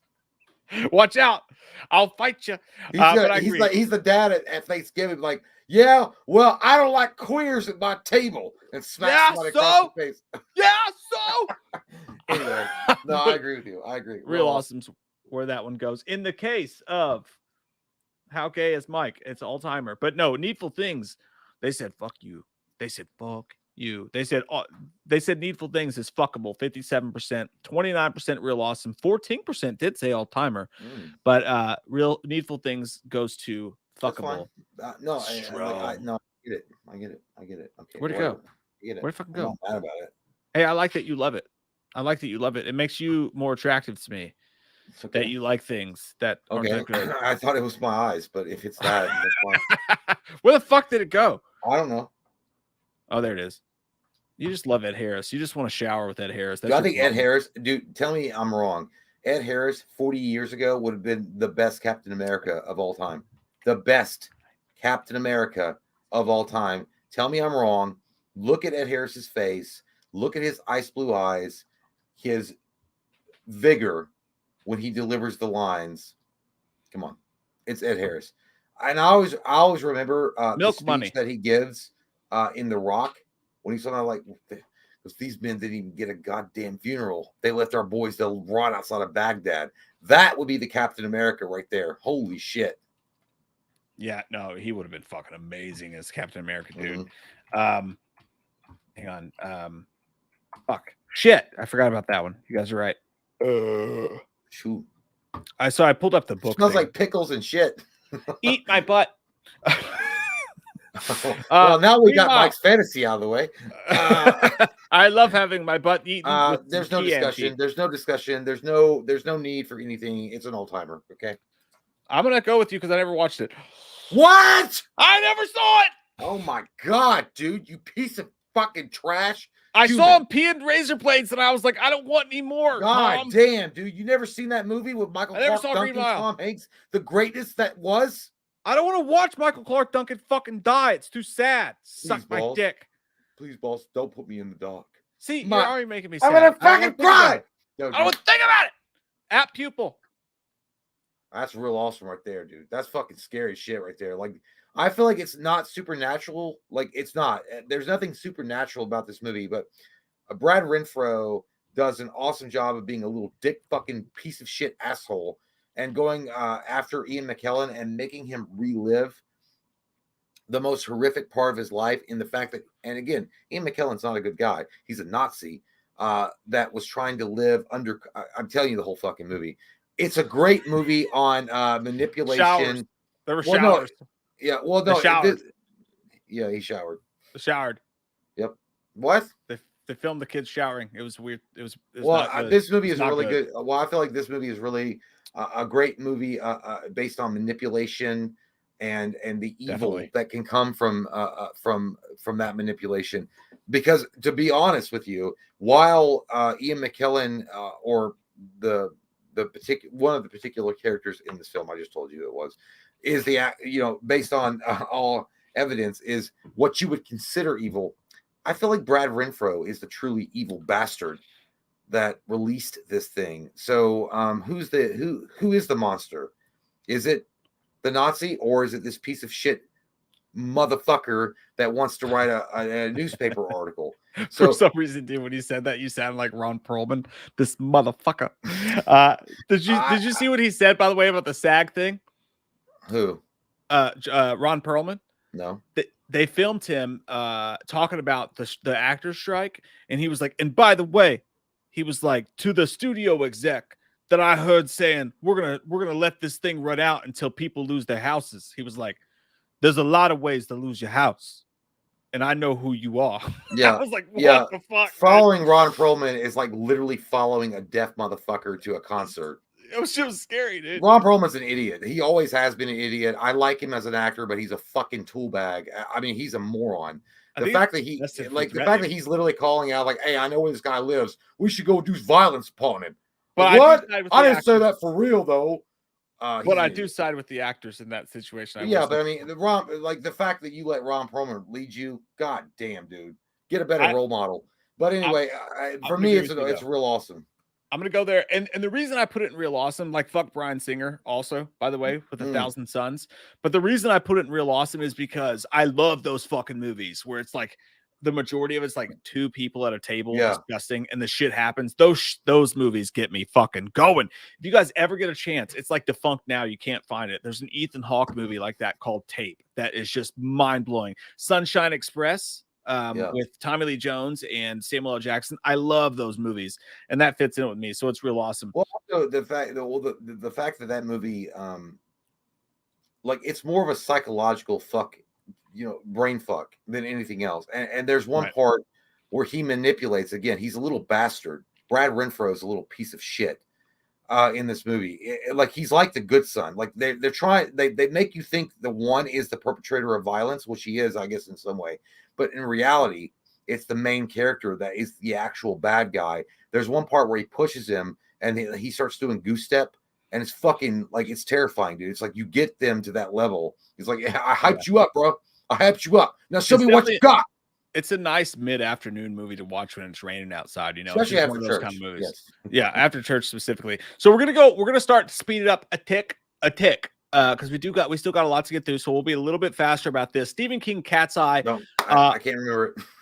You can't remember it? I can't remember it. All right, I'll call it strongly fuckable. We did this for a Patreon. I'd never seen it, and a Patreon review requested it. But it's just weird. Like you follow this cat through an alley, and then it embarks upon fucked up situation after fucked up situation, almost Tales from the Crypt style, but weirdly through the eyes of a fucking cat. I don't know why, but hey, some cool moments, an enjoyable movie, not bad by any means. Kind of like watching 3 Tales from the Crypt episodes back to back. Fuckable. Fuckable. Shit. Fuck. Fart. Tits. Okay, I like it. How do you feel about Dreamcatcher, Jay? Kevin Costner starred in this. No, what? What? Oh, he didn't. No. But it did have a great cast. Morgan Freeman, Freeman, Thomas Jane. Yeah, I feel like it was fuckable. I feel like it wasn't like, I think it was boring. I think that's how I felt watching it. I felt I was bored, and like I didn't even really like the novel, to be honest with you. I feel like it was fuckable at best. I think it's fuckable too. But I'll never forget Jason Lee and the fucking toilet demon. Like it had legs. It could have been great, it had potential, but it just it just fizzles out for sure. But fuckable. Hey man, let's take a second to like be like, look at this fucking list, you guys. Look how many movies are That's a in solid fucking list. It feels very balanced. All-timer. How many movies are in Real Awesome? And then think back to a week ago when we did Blumhouse movies. Like, I think when you think about Stephen King adaptations, you're like, oh, most of them suck in your mind. But when we did Blumhouse, this bottom section was fucking full. Yeah. And there was barely anything in the top two halves. Yeah, Steve's asshole was empty of turds. It's sore. And so much. But it needed a break. I'm glad it's getting a no, break. it's a very nice balance. I think it's a very sexy list. I gotta be honest. I like it a lot. Like Stephen King movies are doing fucking all right. They're doing all right, and we know where this is going. There's no point in fucking talking about it. It's one of the greatest horror movies of all time. The goddamn Shining. I'm not gonna hurt you. I'm just gonna bash your fucking brains in. God, you're losing your hair because you have to perform at a high level because Stanley Kubrick told you so. Shut up, Shelley. It's unspoken where this movie fucking goes. It goes right to the top. No fucking questions asked. I don't care if Stephen King likes it or not. But speaking of that, how do you feel about a movie I haven't seen, Jay? Stephen King's favorite. Listen, I think that it was very well done. I actually think they hit all the points in the novel way better than Kubrick did. And again, tell me where to stick it. I think it was Mick Garris that did this. If I'm not mistaken, but the guy that plays Jack Torrance in this is the guy from Wings. He's the younger brother from the TV show Wings. The little boy was annoying as fuck. I don't remember his name with his bowl ass cut. It was so 90s. And then the girl that played the wife that played correct. Shelley it was Duvall, Mick Garris, by the way. She was the one from The Hand That Rocks the Cradle. Rebecca de Mornay. Yeah, dude. Whoa.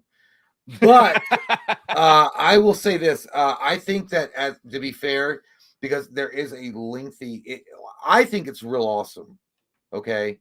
I think it's real awesome, but it's super fucking long. It is a really long movie. And you had to read the novel to be like, I appreciate this. I remember watching this when it first came out in the late 90s or maybe early 2000s. I remember watching this. And I was looking forward to it. I think it was coming on after WCW Monday Nitro. And I was like, oh my God, dude, I can't wait to watch the first episode. So I got really hyped. And I thought they did such a good job. But I will be fair and put it at fuckable because we're running out of time. And I don't want to go on and on about why it should be real awesome, but I'll put it at fuckable. I just like that dude while you were talking. Mr. Grim Knight Tings just goes, I love wings. I love wings. Yeah. I mean, who doesn't? I love chicken wings. I do love chicken wings. Everybody loves wings. Chicken wings are so glorious. You know, I didn't learn about chicken wings until I was 20. I probably ate them before, but didn't realize what a great food it was. I kind of zoned out a little bit, dude. I was literally thinking of maybe we should put that to a vote, but I don't want to because it would take too long. We can. No, I don't want to do that. No, I really don't. It's up to you. I never seen it, dude. I never seen it, so I can't. Okay. You know what? Let's put it to a vote then. We're putting it to a fucking vote. No, see, I'm not fucking leaving. Either real awesome or fuckable. No, I really want to know what I want to know what Chad thinks. Okay, I'll put. But it did make me fucking think of Wolf of Wall Street. I'm not fucking leaving. The Shining. What an asshole! You had a fucking buyout, you dumb shit. You say fuckable or sucks my butt, Steve? Or no, real awesome. Real awesome or fuckable. I'll put all three. Yeah, just put all. Yeah, it's fine. Effable or sucks my butt, Steve. By the way, I just want to let you guys know we are live streaming Wednesday night, day after tomorrow, and then you will not see us doing a live stream for 10 days. Mike's got to go take care of some warrants. Yeah, I gotta go to jail. I got 10 days. What he did at the Blink-182 concert cannot be overstated. I got 10 days in jail. It was bad. As much as and I'm gonna miss you guys, man. I'm gonna miss you guys. We're leaving Friday. We won't be back till the Friday after, so it's gonna be 10 or 12 days or something between live streams. We do got another one on Wednesday, and then the Patreon stream's actually gonna have to be a couple days late too. So I'm not gonna see you guys for a minute. I'm gonna fucking miss you, man. I'm gonna fucking miss you. Yeah, unless I accidentally hit live on YouTube and I don't mean to, and I'm like, hey, I'm live. I think you should. I think you should. I actually did that the other night. I wasn't signed into our profile, but I hit live. saw my fucking face. I'm like, God damn, dude. What Holy shit. You look like a hoarder. But yeah, we'll see you guys tonight. We'll see you guys Wednesday, and it's gonna be a minute after that. It's gonna hurt. It's gonna hurt my dick. I'm gonna have to get one off after that. I'm gonna come in fucking hot and come. Well, you're not going on vacation by yourself. You're going with your wife. It'll be fun. Yeah, and the kids too. We're gonna let them come. Yeah, we're gonna let the kids go on vacation with us. Yeah, there you go. What? What? Children of the Corn. Children of the Corn. Right. Okay, well, here's my situation with this. I never liked it. I never thought it was that great. But Mike has got way more like fingers in the butt concerning this series. I would only put this as fuckable, to be honest with you. Like, honest to God, if we both owned a comic book shop or a / toy store, and somebody was like, "Hey, I got these Children of the Corn action figures if they ever made them, and this original movie poster," I'd be like, "I'm gonna offer you like $20 because I don't think there's a market for it really." But Mike would be like, "No, dude, there's a big market. I'll give him like $85." No, I wouldn't give this shit my fucking dirty toilet paper. I put this. Oh, really? I thought you had this at Real Awesome. I was gonna put this on bordering Sucks My Butt and Fuckable. No, dude, this fucking movie is a piece of shit. Like, okay, so it's not a piece of shit. Like, look, the opening of the movie is fucking all-timer. Yeah, dude, it was great, opening when like those kids shut that fucking diner door and then they just start murdering the shit out of everybody is one of the coolest scenes in horror. It's one of the greatest opening scenes in horror, no doubt. But the rest of the movie is a lot of ass tailbone. And then it ends, they run out of fucking money, dude. Like, they're filming the fucking movie and some kid jumps out of the back seat. He's like, Malachi. No, if they didn't run out of money, somebody was like, I'm done then. I gotta go back to work. And then the family's just like, well, I guess we should walk down this street. And then they just like walk down the street and the credits come up. And it's like, it's one of the most overrated horror. It's fuckable at best, and only because. Well, I'll let you decide. I'll let you give the ultimate because I would put it. I border either one. Between what? Sucks My Butt and Fuckable. Yeah, I'm putting it at Fuckable. I think based on the opening alone and some of the performances were really good. And it's probably one of the best. Linda Hamilton wasn't bad, but I just didn't buy it. I was like, you just survived Arnie, and you're telling me you're having trouble with some fucking kids that like to eat corn? I'm not. Yeah, definitely Fuckable. But the lore of it's pretty cool, you know, like the whole idea and what they try to do is good, but like, as a movie, it's still Fuckable. In the case of My Herpes, The Shining TV series, Real Awesome, Fuckable, Sucks My Butt Steve. The crowd says the TV series of The Shining is Sucks My Butt Steve. 51%, 35% say Fuckable, 14% say Real Awesome. So there were some in you're not alone. Wow, dude. You're not alone, Jay. This is like, I guess this is what it felt like when REM wrote Losing My Religion. I can't believe that. Oh, Jay got double dicked like a KFC double down sandwich. What the fuck? I haven't been this more betrayed since I found out my wife was double dicking dicks in her mouth. Hey man, Steve needs some asshole play. You're just I meant to say double dealing dicks in her mouth. Like fucking lining up dudes like a circus still outside the 7-Eleven and sucking dick. What's that? How's the song go? I don't know. She's a bitch girl, but the bitch came back and she sucked a lot of dick. Yeah, I feel kind of betrayed and vulnerable, but that's okay. I don't mind. That's fine. You know, you put yourself out there, right? Hey man, I love that you love it. I've never seen it, but I love that you love it. So that's how I feel. It's fine. It's fine. I don't care. It's fine. All timer, no fucking questions asked. Oh wow! Tim Get out of here! Look at Red wearing his That's cute all right. beret. Morgan Freeman, suck a dick. My name's Steven. I don't know. It's an all timer, right? Yeah, dude. Come on. There's no question. There's nothing you can do. Like again, there are certain movies that transpire that happen once in a generation, and The Shawshank Redemption is one of those, as well as The Green Mile, where you have a horror author, right, that's able to tell a story and a tale that a non-horror fan can be like, what? That's the same fucking dude that like did it? No way. You know what I mean? Like, no question. This thing transcends time, dude. Get the fuck up there. Listen, maybe the sisters won that day, and they fucked Andy Dufresne in the asshole in the laundry room. But in the end of the day, Andrew Dufresne's story is an all-timer, okay? Dude, Stephen King is fucking ripping our assholes right now. Look at this fucking It's Steven, ridiculous. goddamn Tetris world that you we're living in. You imagine having the talent and level of amazing, like just pure raw. I don't know, like just dick. One dude to be able to write these kind of novels. God damn, dude. Singer of songs will sing. How about The Stand TV series? Not great. Not great. It's fuckable. Fuckable at best. And we're talking about the original one with Molly Ringwald and Gary Rob Lowe and Gary Sinise. While a great cast, the cast was great.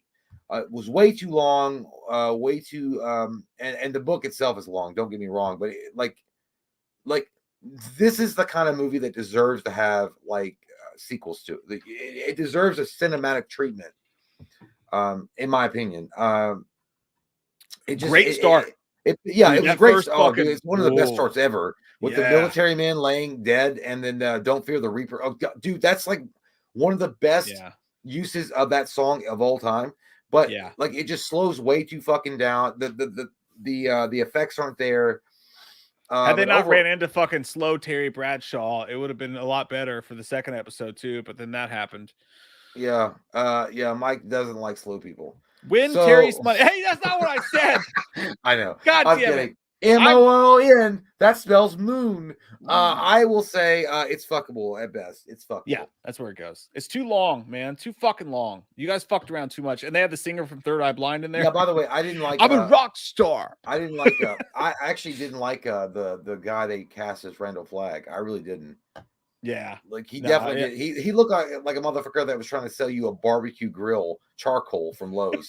Not like the devil. Yeah, what a great opening, man. But goddamn, I've never seen it. This movie slammed its fucking brakes worse than anything I ever saw in my whole goddamn life. Let me take a quick gander real quick. No, right there, lawnmower man. Boom, dark half. No, I know. I want to take a quick look, see at where we're at, how much we got left and whatnot, because my dick's kind of hurting. I gotta go pee myself. All right. All right, you go pee. You go pee first. All right, so I'm gonna trust your judgment, man. Just pick a movie and let the. Well, I'll jump into the super chats. I'll jump into the super chats for a minute. Don't you worry a little hair on your little nut sack that I've licked so often in my life.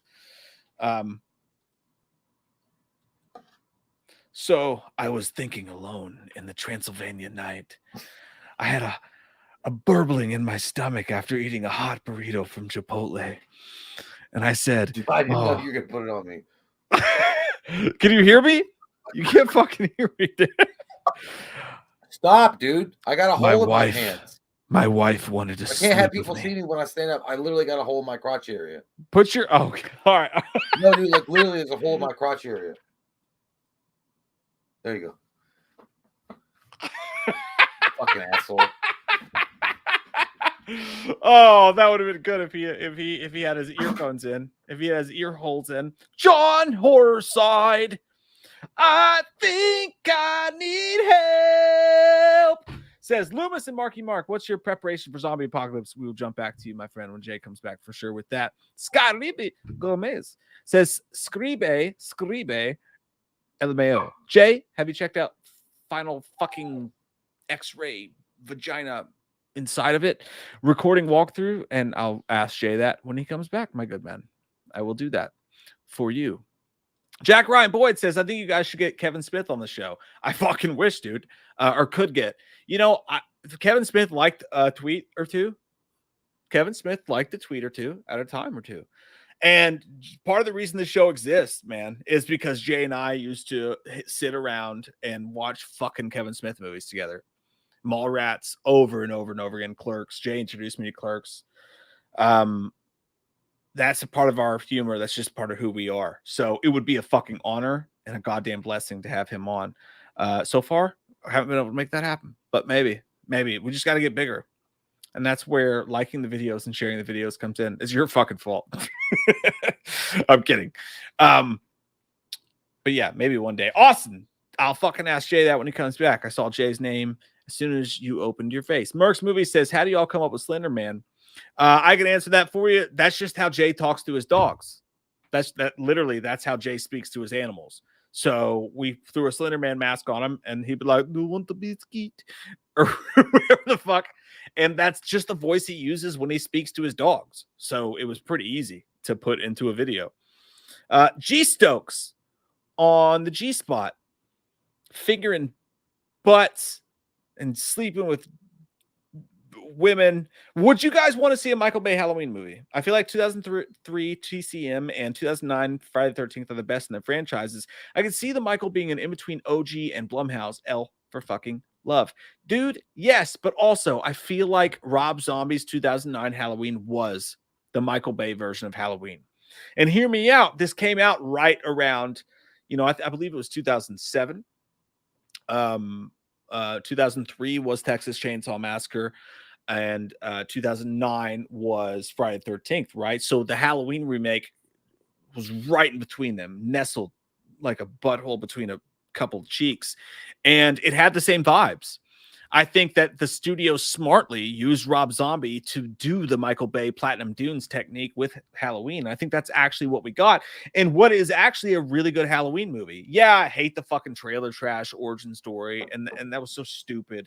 And Rob Zombie made a lot of bad decisions, but having a big, vibrant, scary, fucking gnarly Michael Myers was such a juxtaposition to the thin, stalkery Michael Myers that it really worked. I think we had that.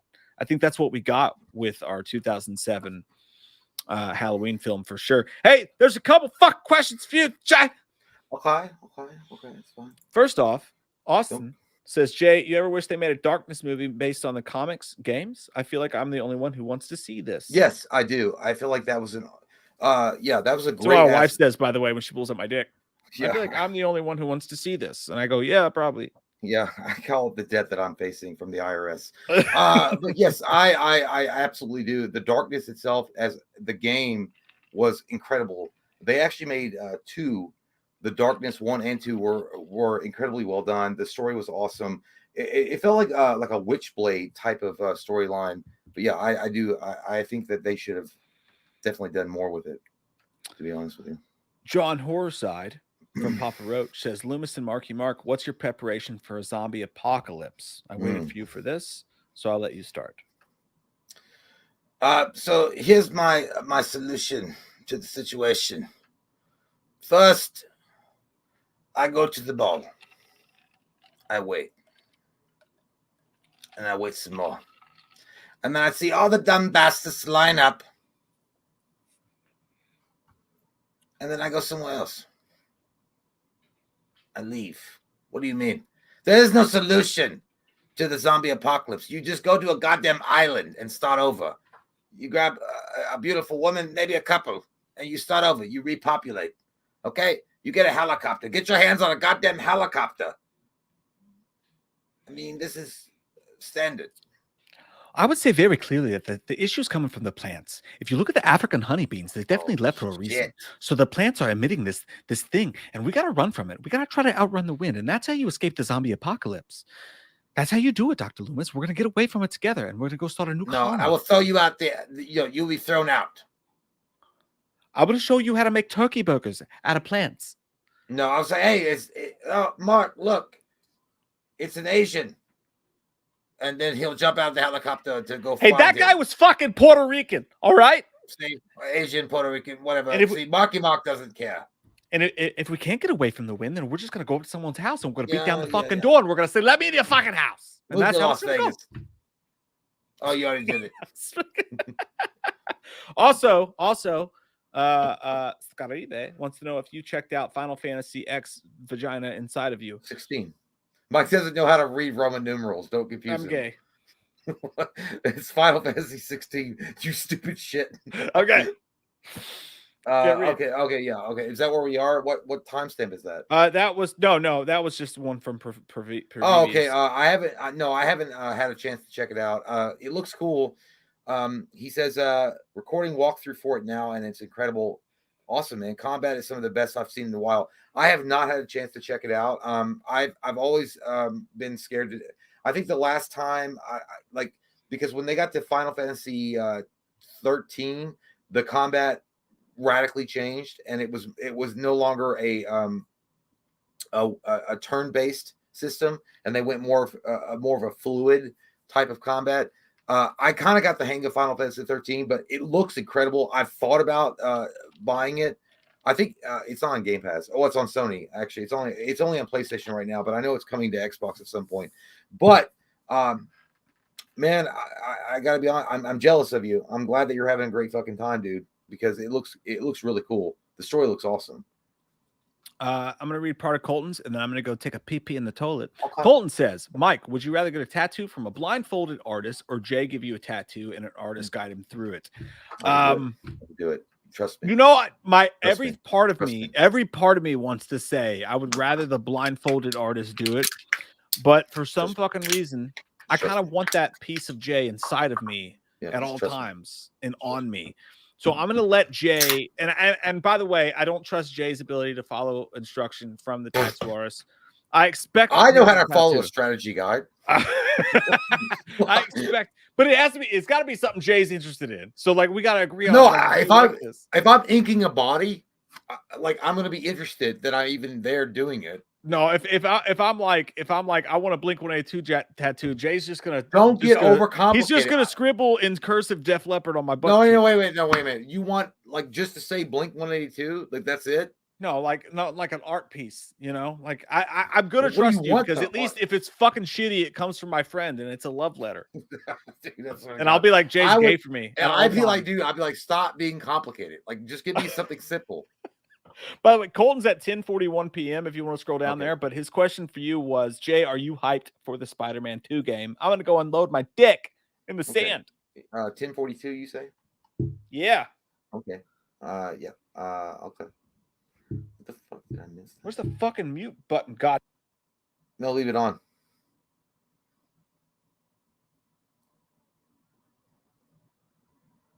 Are you gone? Okay. I think it's just now you and I chat. But yes, Colton, am I hyped for Spider-Man 2? Yes, fuck yes, I am. I think it's going to be incredible. I'm extremely hyped for it. And I saw the game. I think they released like, 13 minutes of gameplay, or it's like 12 and a half minutes of gameplay for Spider-Man 2. I think it's going to be really, really, really, really amazing. But Kraven the Hunter, as far as being the main villain, is going to be great. I'm also interested to see how they handle the Miles Morales relationship with Peter Parker, since he is now consumed by the symbiote. Because in the gameplay footage and some of the trailer and cinematics, you see it's already affecting his mind. He's a lot more abrasive. Peter Parker is. He's a lot more to the point, and you can kind of see Miles Morales. And again, this is just based on what they released already. He's like, what Peter's not like this. What the hell's going on? I think it's going to be really, really well done. I'm also hoping that there is going to be the same type of emotional hook that happens toward the end of the game, in very much the same way in how they handled Aunt May and Peter Parker. I don't want to give anything away, just in case some of you folk out there haven't ever played Spider-Man the video game on PlayStation, which is, in my opinion, one of the best pieces ever of a comic book adapted to a video game. It hits all the right heartstrings. It hits everything. But yeah, I'm totally looking forward to it, Colton. 100%. Yeah, it's gonna be. Starfield looking real good though. I was gonna say it's game of the year, but man, Starfield. Woo-wee, I'm looking forward to Starfield. But moving through here, Isaac Halverson says Jay's ex is like Dante's and Clark's. 100%. Yes, that's exactly what she was like, 1000%, except she wasn't as nice as the ex, because she never would show up to give me money for anything. So partially true, but not all the way. But yes, somewhat true. She was more like the creature monster thing in Poltergeist that's guarding the room with the weird legs and shit. More like that, especially when she was drunk. Moving through. I think that's it. I think we're caught up. Okay, cool. Mike did it. We got through all of it. All right, so I'm bought up. I'm caught up. brought up. I was brought up. Okay. Kyle, Jay, are you looking forward to that Starfield? Yeah. Travel to 1,000 planets, thousands of planets, build your ship, customize all your weapons. Yes, I am, Kyle. I actually just mentioned that to Colton. I think it's going to be again, I really like the idea of what they're going for. Like it's not going to be Mass Effect, because I know that a lot of people are like, oh, it's going to be Mass Effect. And by the way, there are people that were pissed that you only get 4 romance options in that game in Starfield. Who cares, man? As long as the game is great and the combat is fluid and interactive and just, I don't know, easy to get into. And also the story itself is great. I don't care. Like to be honest, I always do the romance options. I always do. I always do the romanticals because it's like, why not? It's just, it's fun. But I don't, I'm not mad that they only have 4 romance options. Like people were pissed that it's like, well, why aren't there like fucking 15? Like, do you understand like how hard that would be to implement that many romance options into the game? But it is what it is. People get like really bent out of shit, like whatever. Tomo Ogano says, mod your own romances. I just want a good story. 100%, dude. You are on the fucking point. Yes, that's what I'm talking about. I don't mind having, again, I always do the romance options. I always do. I've always done that when they're available. I always do them. But at the same time, I don't care if the story sucks, right? Who gives a fuck? It's got to be impactful. There's got to be something in the story that is drawing me in and making me give a shit. And then making me give a shit then wants me to have a romance option that I pursue in this world, right? So, yeah, I mean, people get so mad about weird shit like that. But, yeah, I agree. I want to have a romance option with you. Okay. Right? Click yes or no. Okay, let's finish this fucking thing, guys. Mm-hmm. Let's do it. Let's do it. Do we have a vote going? Speed round it. Speed round it. We are almost fucking there, my friends. Not a lot left. We did that one. Oh shit, I did it twice. Get out of here. Get out of here. Fucking get that mechanical asshole out of here. Actually, we are. No, we got like 4 movies. There's like 4 movies. Oh, there's like 5 movies. Yeah, that's one. That's a sucks my butt, Steve. I got to be honest with you. It's kind of, no, dude. Listen, like there's some incest going on in this movie. Yeah, and the mom is hot. And don't get me wrong. Okay, she's the actress that plays the mom in this movie is the actress in Star Trek, First Contact. She's the Borg Queen, and she is hot as fuck. Don't get me wrong.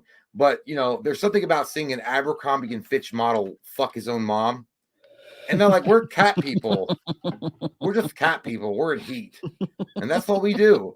It doesn't translate that well onto film, and it kind of comes off as gross. And it kind of felt like the blonde dude for Abercrombie and Fitch was trying to rope in the hot girl that he was interested in to get a threesome going with his mom. Like, it felt like a fucking Pornhub video.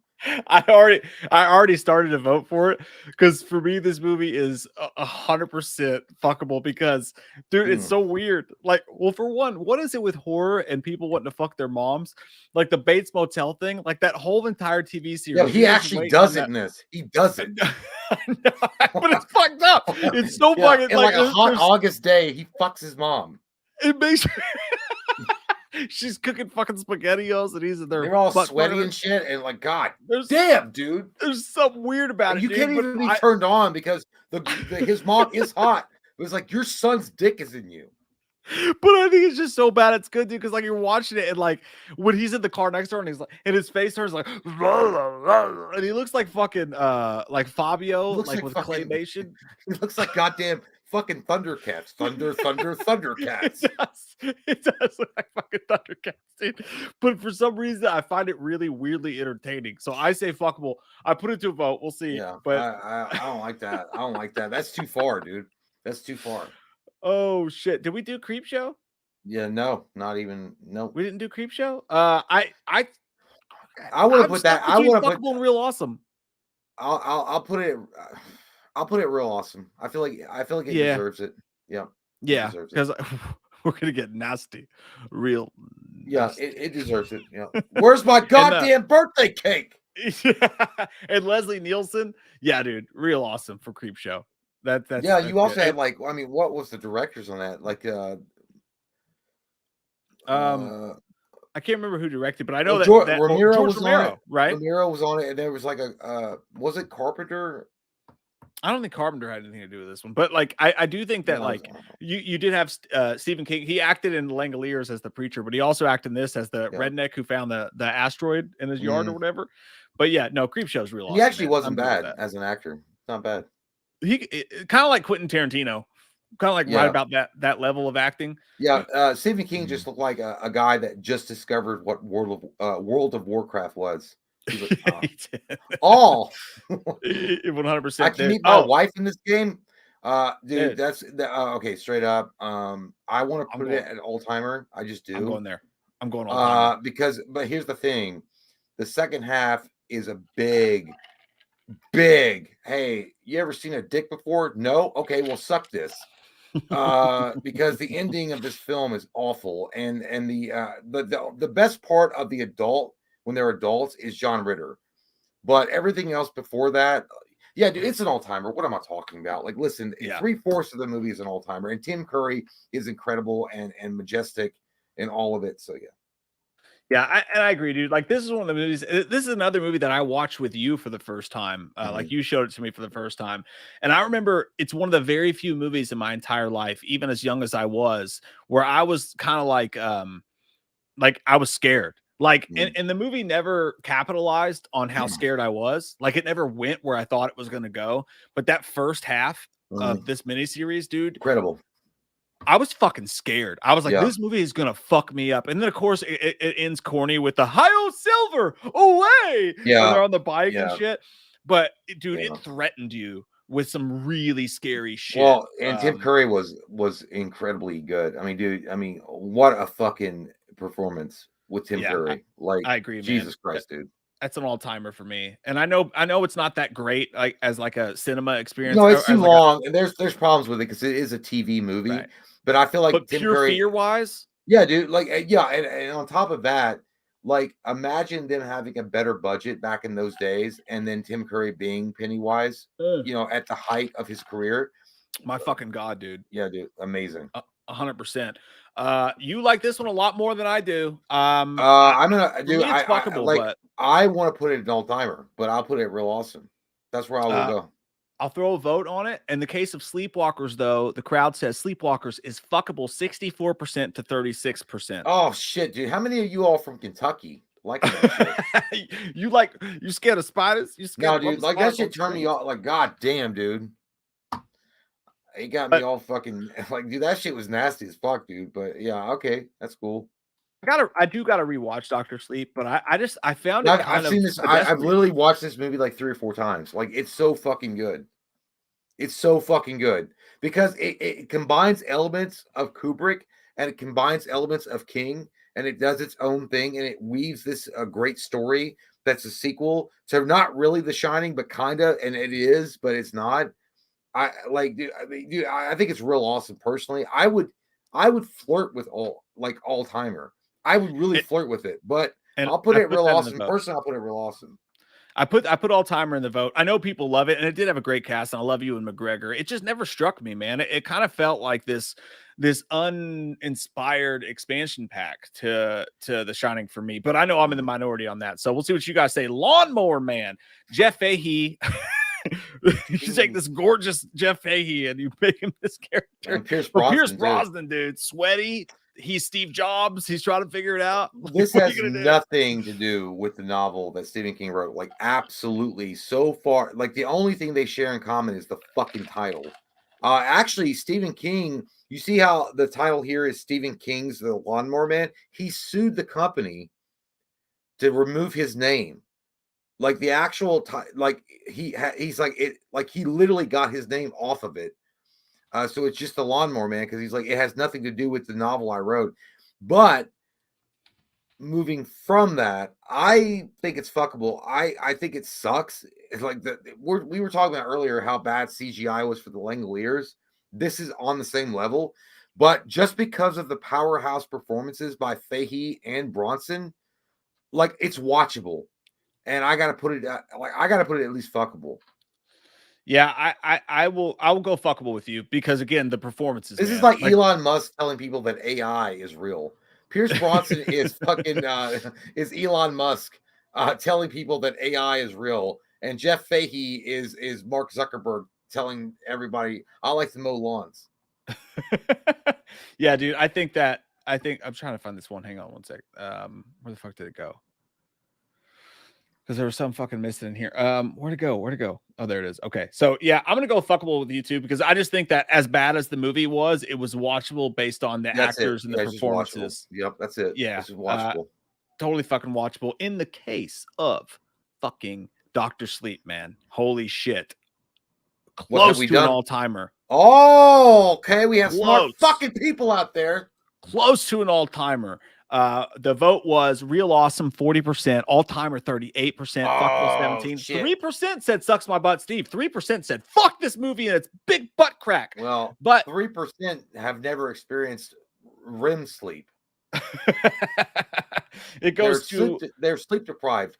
Yeah, dude, I'm fine with Real Awesome. I think that's a hell of a fucking spot. I personally would have put it in all-timer because I never thought I'd see a sequel to The Shining and have it affect me in such an awesome way. By the way, you're talking about an amazing job with the actors and the fact that the director did such an incredible job recreating the Kubrick hotel scenes. That's true. I gotta rewatch it. I gotta rewatch it. I do. I gotta rewatch it. This is weird. Jay and I had a fucking struggle even finishing this at the theater because we were trying to go drink at the bar. Yeah. We were trying to go have a good time. Oh, I got bored. It got boring. It got boring, dude. It did.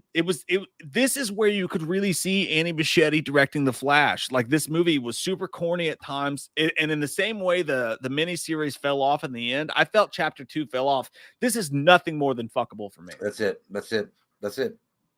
Yeah. Chapter 2 it fell off. We don't need to talk about it. That's it. No, that goes to fuckable status. And honestly, fuckable's full now. So there's a chance that thing gets dropped. There's a fucking chance. Yeah. Well, how about the Dark Hat? Oh man, see what I'm saying? Rough. No, actually we're good. No, we're fine. No, we're fine here. We're fine. It's real awesome. I'm gonna go with you because I don't remember it. No, dude, this is okay. It's Secret Window, but it's like Secret Window with the actual supernatural element to it. Like the story is the same. This is a famous writer that has these novels that he writes, and the character. Jake, we already put this in fuckable. I don't know what I'm doing. It's already in fuckable. My bad. That's on me. I quit. That's on me. You know what? I wish I could turn my camera off to show my disappointment. But it's fine. I don't know how to do that, but I can. I'm sorry, you guys. I fucked up. That's on me. That's on me. I see 3 things down there. That's a shit movie right there. The Golden Years. Go ahead and put that in the golden Sucks My Butt Steve. That shit sucks. That's a fucking terrible movie. Awful. And again, David Morse was in it. He was fucking great in it.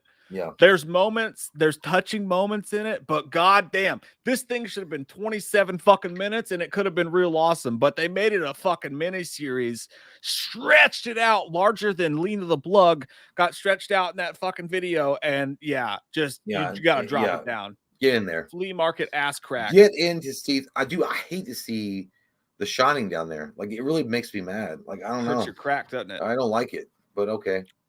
I'm gonna let you pick this one, Jake. Oh, I know you love it. I don't remember it, dude. Wow, dude. Okay, all right. Let's have a little bit of a good time here. All right. I know that people are gonna be like, dude, it's fucking too long. It's too fucking long, bro. But no, you're wrong. It is long, and it's ready to fuck. But no, to be honest, the length of this series makes sense. And they did a really good job. The effects are not that great. I give you that. But I feel like the story is tight.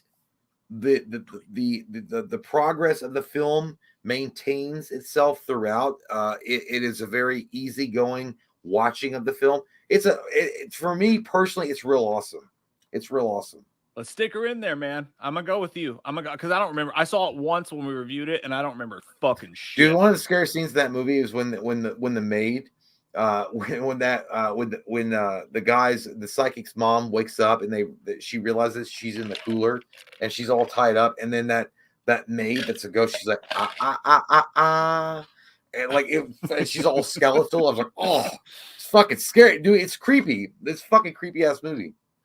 Let's stick her in there. Hey, and by the way, this is not.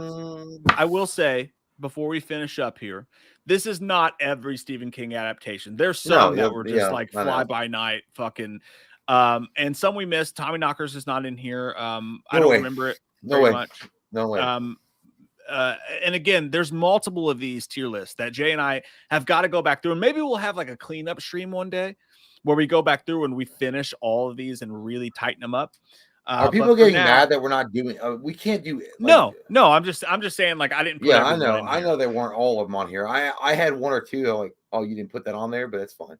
Right. So our last movie of the night tonight, as far as tonight's concerned, is Storm of the Century. Give me what I want, and I'll go away. It's real awesome. All right, it's real awesome. It's a slow burn, but it's meant to be, and it's one of those few movies that's a slow burn, but it fucking works. It works in its advantage. The fact that nothing really happens at the end of the movie except for the betrayal of not only the son to the father, but the fact that this cocksucker Linoge manipulated the whole town to turn on each other and to give him what he wants, and to attack the morality of the town and make it decay. Dude, it's real fucking awesome, dude. All right, forget it. Stick her in, Steve. I agree with you completely. The fucking performance by the lead in this, the town sheriff or whatever, like the lead good guy, was amazing. Yeah, he was also he was the older brother in Wings. Yeah, once again, Wings comes back into play. But good like, actors, man. I love my favorite thing about Stephen King movies is the atmosphere they fill you with. When he can provoke this feeling of being in a small town when there's a big storm coming is literally, like, to me, the epitome of what Stephen King's good at. And that's literally the story here. Like, there's a huge storm coming and the town's battening the hatches, and this fucked up dude shows up and murders start happening. It's just it has all of the great Stephen King shit in it. Stick her in there. I feel like Storm of the Century is one of those few movies. You don't get very many of them. And I remember watching that when it came out, when it first came out on TV.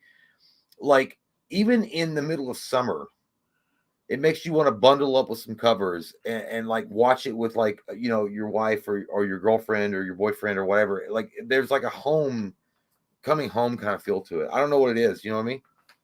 Like, it just makes you feel good watching it. I don't know. And it's I know it's horror, but there's something about it that is disarming and just a really cool watch. I don't know. JT said, what about Sleepwalkers? And we did Sleepwalkers. Yeah, and we decided it was infuckable. I don't know where it went. So I'm just going to make it really tiny. And I'm going to stick it right here in the corner of fuckable.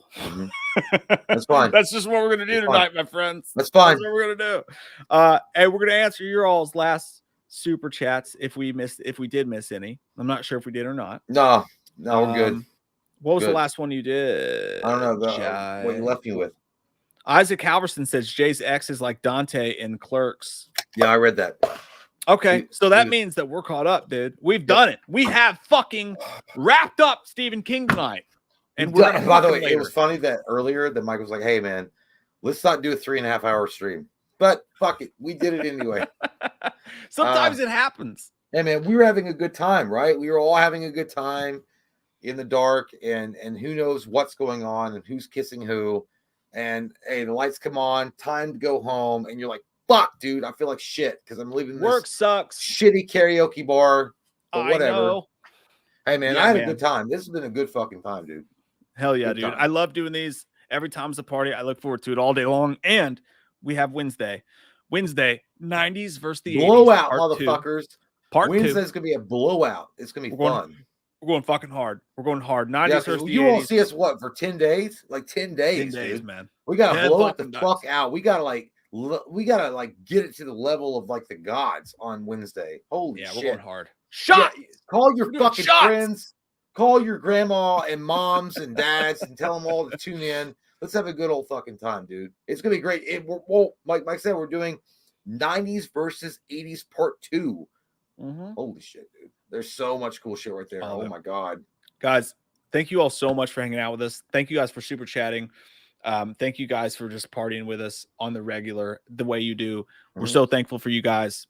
Fucking have a great goddamn Monday night. We'll see you in 2 days. I'll see you soon. I'll see you real soon. Well, bye.